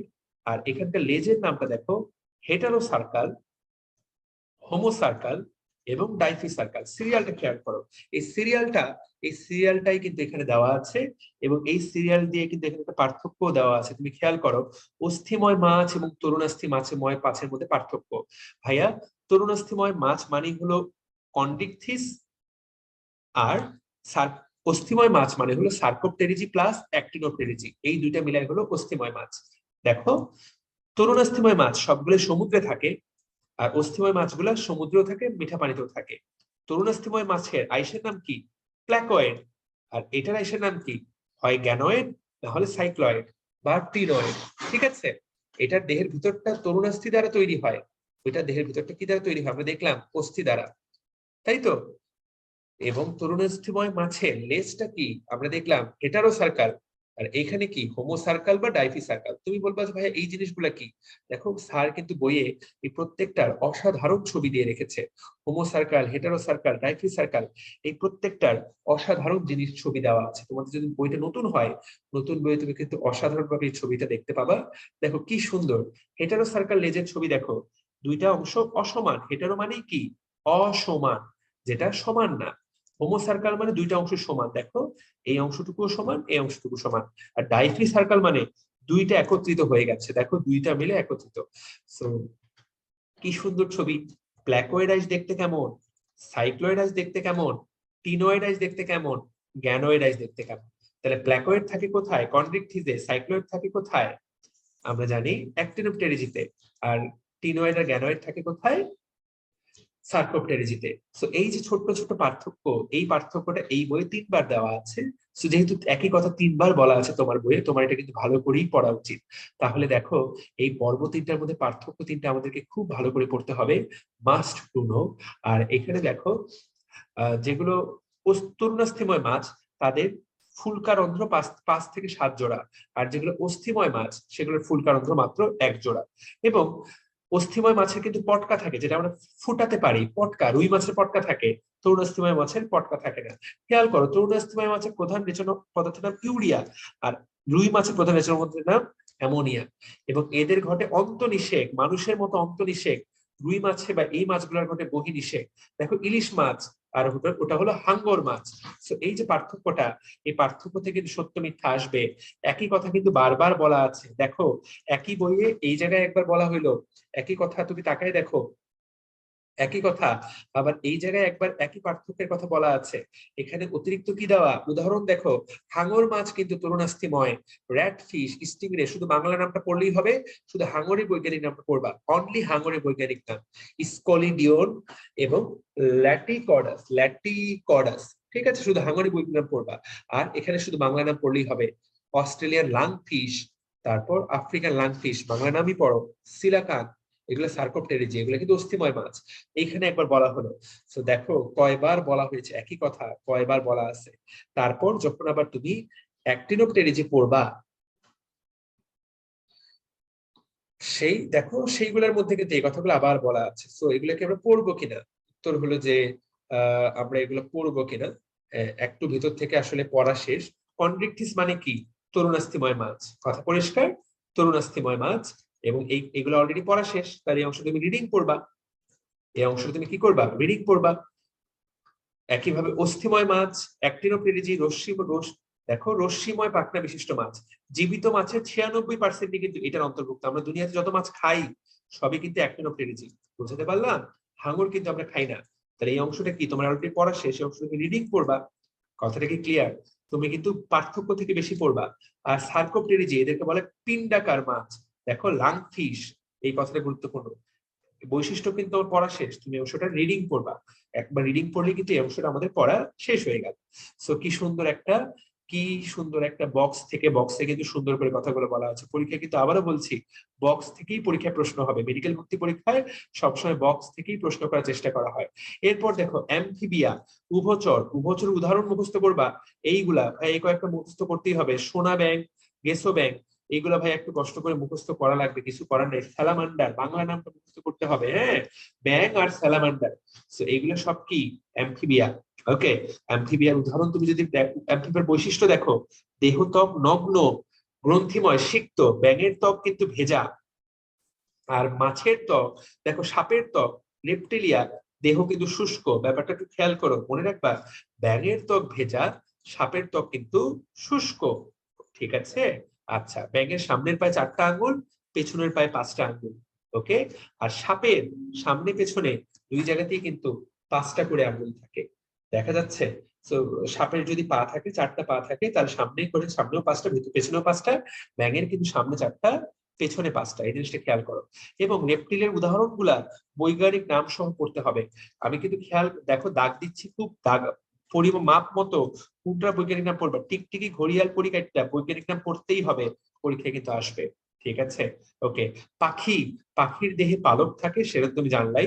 পাখির উদাহরণ আসবে না। ম্যামিলিয়া, আমাদের মানুষের কি থাকে, স্তনগ্রন্থি থাকে। এবং বাঘের বৈজ্ঞানিক নাম পড়বা প্যান্থেরা টাইগ্রিস, মানুষেরটা তুমি পারোই। সো এই বক্স থেকে সবার আগে পরীক্ষা প্রশ্ন আসবে, 1 নাম্বার কথা। 2 নাম্বার কথা, এতক্ষণ যা পড়লাম ওই যে নিক্সিনিয়া পেট্রোমাইজন্টিডা, ভাইয়া এখান থেকে এগুলো কিচ্ছু পড়বা না, শুধু উদাহরণগুলো পড়বা। হ্যাকফিশ, ল্যাম্প্রে, শুধু উদাহরণগুলো পড়বা। তাহলে এই পেজের কিন্তু পেজ নাম্বার 41, এই পেজটা কিন্তু ভেজে খেতে হবে। আমি কিন্তু স্পষ্ট করে বলে দিলাম এই পেজটা ভেজে খাইতে হবে। কিভাবে পড়বা, কিটুকু পড়বা সেটাও বলে দিলাম। ওকে, সো দেখো মোটামুটি বেশিরভাগ জিনিসপত্র কিন্তু আমাদের জানা শেষ।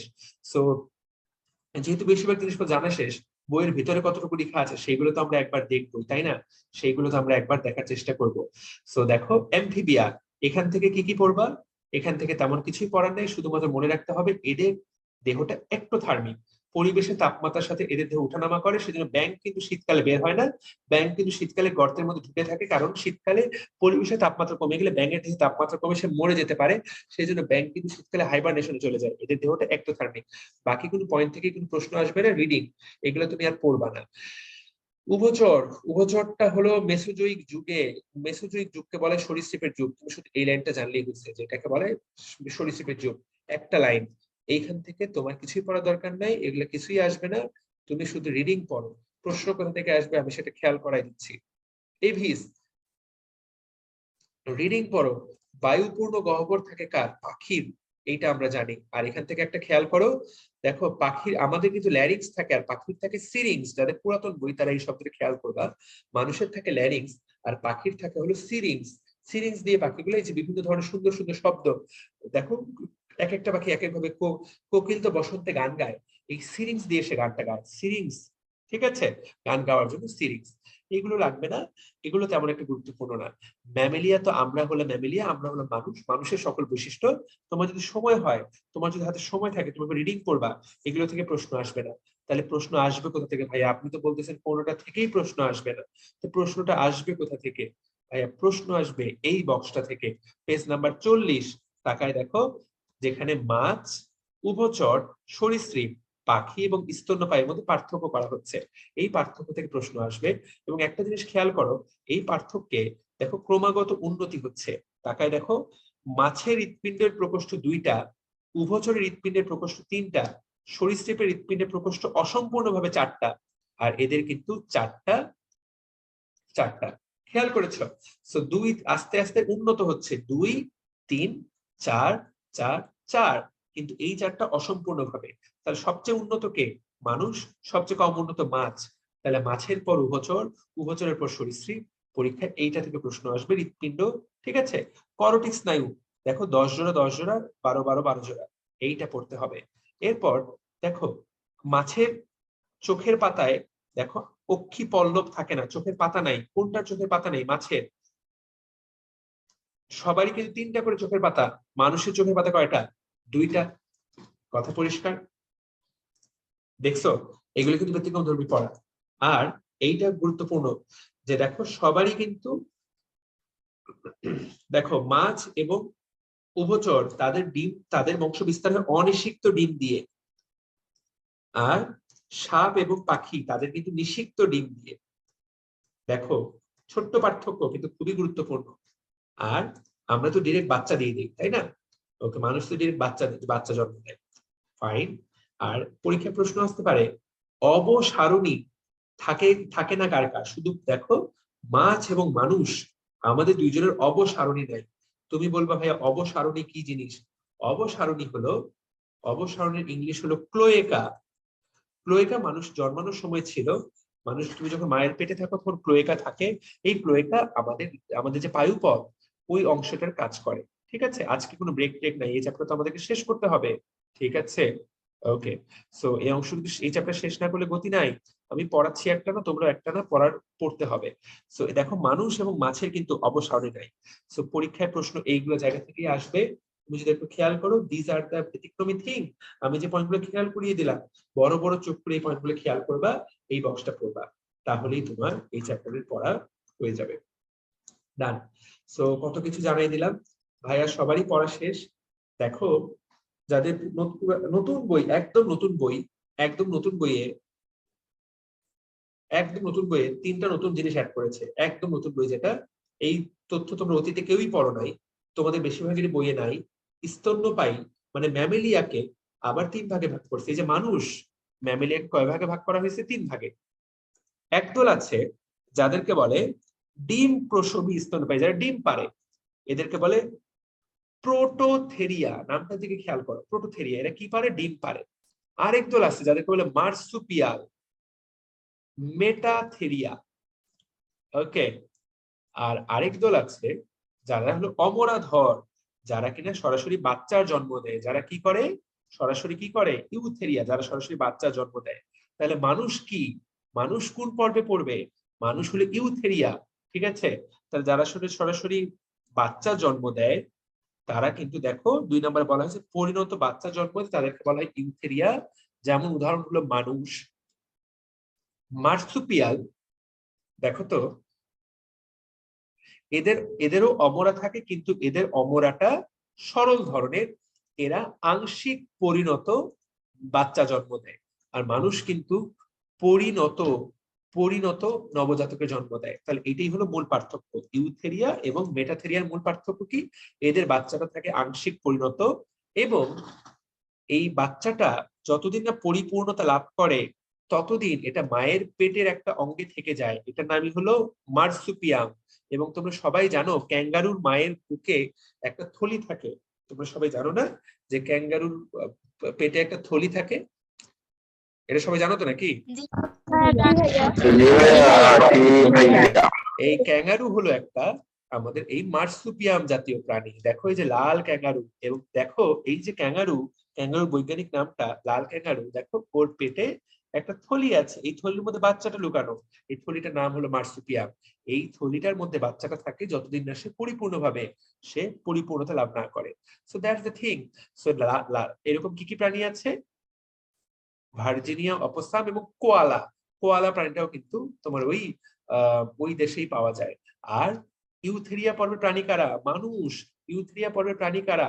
বাঘ, প্যান্থেরা টাইগ্রিস, ঠিক আছে, শুশুক, প্লাটানিস্টা গ্যাঙ্গেটিকা। বইগুলো না পড়তে হবে। নেংটি ইঁদুর, দেখেছো? মুসমুসকুলাস, কি সুন্দর নাম, দেখছো?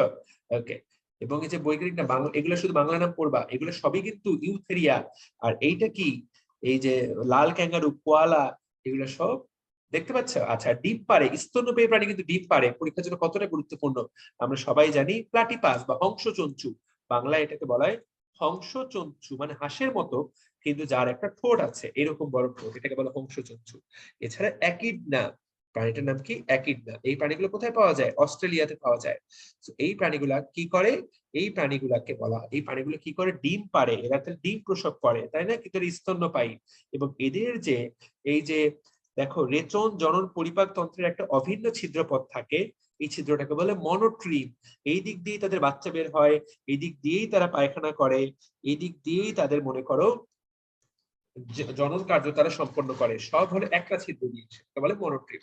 এগুলো একদম নতুন পড়া, আমি তোমাদের প্রত্যেককেই আলাদা করে এই অংশটুকু খেয়াল করিয়ে দিলাম। হোপফুলি তোমরা এই অংশটা ইনশাআল্লাহ ভালো করে পড়তে পারবা। This are really tough. Okay, চ্যাপ্টারে যেহেতু শেষটুকু থেকে পড়া শুরু করেছি, আবারও বলি পিছনের এই হেডলাইন গুলো পড়তে হবে। প্রত্যেকটা পেজের হেডলাইন দেখো, সাইফা গ্যালাটিনোজাম। অন্য কিছু পড়ো না পড়ো, হাইড্রার বৈজ্ঞানিক নাম, ভিতরে কিছুই পড়তে হবে না, খুব স্পষ্ট করে বলে দিচ্ছি। যকৃত কৃমির অপর নাম কি? ফেসিওলা হেপাটিকা, খুব স্পষ্ট করে বলি। কেঁচো কৃমির নাম কি? অ্যাসকারিস লাম্ব্রিকয়েডস। ভাইরা আমার, কেঁচোর বৈজ্ঞানিক নাম কি? মেটাফির পস্থিউমা। প্রত্যেকটা হেডলাইন ঝাড়া মুখস্থ করবা, সকালে উঠে অবশ্যই রিভাইজ করবা। ফর যে আইন, অবশ্যই অবশ্যই অবশ্যই অবশ্যই সেটা পড়তে হবে। মাস্ট টু নো, না পড়ে যাবা কোথায়? অবশ্যই অবশ্যই পড়তে হবে 100%। যোগ, হিরুডোনারিয়া ম্যানিলেন্সিস। ভাইয়া বৈজ্ঞানিক নাম, চিংড়ির বৈজ্ঞানিক নাম, ভেতর থেকে কিচ্ছু পড়া দরকার নাই। ম্যাক্রোব্যাক্টিয়াম, ভেতর থেকে কিছুই পড়বা না। আরশোলা, পেরিপ্ল্যানেটা আমেরিকানা, শুধুমাত্র বৈজ্ঞানিক নাম পড়তে হবে। ঘাসফড়িং, পয়কিলোসেরাস পিকটাস, ঘাসফড়িং। তারপর দেখো ঝিনুক, ল্যামেলিডেন্স মার্জিনালিস। আপেল শামুক, পাইলা গ্লোবোসা, কি সুন্দর নাম। Devil fish, octopus macropus. সমুদ্র তারা, অ্যাস্ট্রোপ্যাকটেন ইউরিয়া ক্যান্থাস। হাঙর, স্কোলিডিয়েডন লটিকডাস। ভাইয়া পরীক্ষা এইগুলাই আসবে। টাকি মাছ, চানা পাংটেটাস। এই যে বোল্ড হরফ থেকে জাস্ট নাম আসবে, ইলিশ মাছ, পেনুয়ালো সেইলিশা, এগুলোর ভেতর থেকে কিছুই পড়া দরকার নাই, কিন্তু বৈজ্ঞানিক নাম পড়ে ঝরঝরা করতে হবে। কুনো ব্যাং, দত্তফ্রাইনাস, তারপর দেখো হেমিডাকটাইলাস ব্রুকি, ওকে, দোয়েল পাখি, কপসাইকাস সাউলারিস। গ্যারান্টি দিলাম, যদি এগুলো ব্যবহারিক অংশ, কিন্তু ভর্তি পরীক্ষায় এগুলো থেকেই প্রশ্ন আসে। গিনিপিগ, ক্যাভিয়া পোর্সেলাস। সো এই যে পড়াই দিলাম, এরই সাথে সাথে আমাদের করডাটা পর্ব পড়া শেষ হয়ে গেল। তোমরা কিন্তু বলবা যে ভাইয়া মেলা পড়ালেখা করছি, এবং এটা সত্য। তাহলে আমাদের বাকি থাকলো কি? আমাদের কিন্তু খুব বেশি জিনিস বাকি নাই, আমাদের শুধুমাত্র কয়েকটা পর্বের জিনিসপত্র বাকি, তাই না? তো আমাদের মাত্র অল্প কয়েকটা ছোট্ট কয়েকটা পর্বের জিনিসপত্র বাকি, যে ভাইয়া এই পর্বগুলো আমাদেরকে ভালো করে পড়াতে হবে। তো এই পর্বগুলো যেহেতু ভালো করে পড়াবো, আমি যথেষ্ট পড়ালেখা করিয়েছি তোমাদেরকে, যেহেতু আমার দায়িত্ব হলো তোমাদেরকে ভালো করে পড়ানো, এবং অনেকেই ক্লাসে অংশ নিয়েছো, সো ফাইন। আমি একটা ছোট্ট কাজ করতে পারি, সেটা হলো এই অংশটুকু তার আগে রেকর্ডটা স্টপ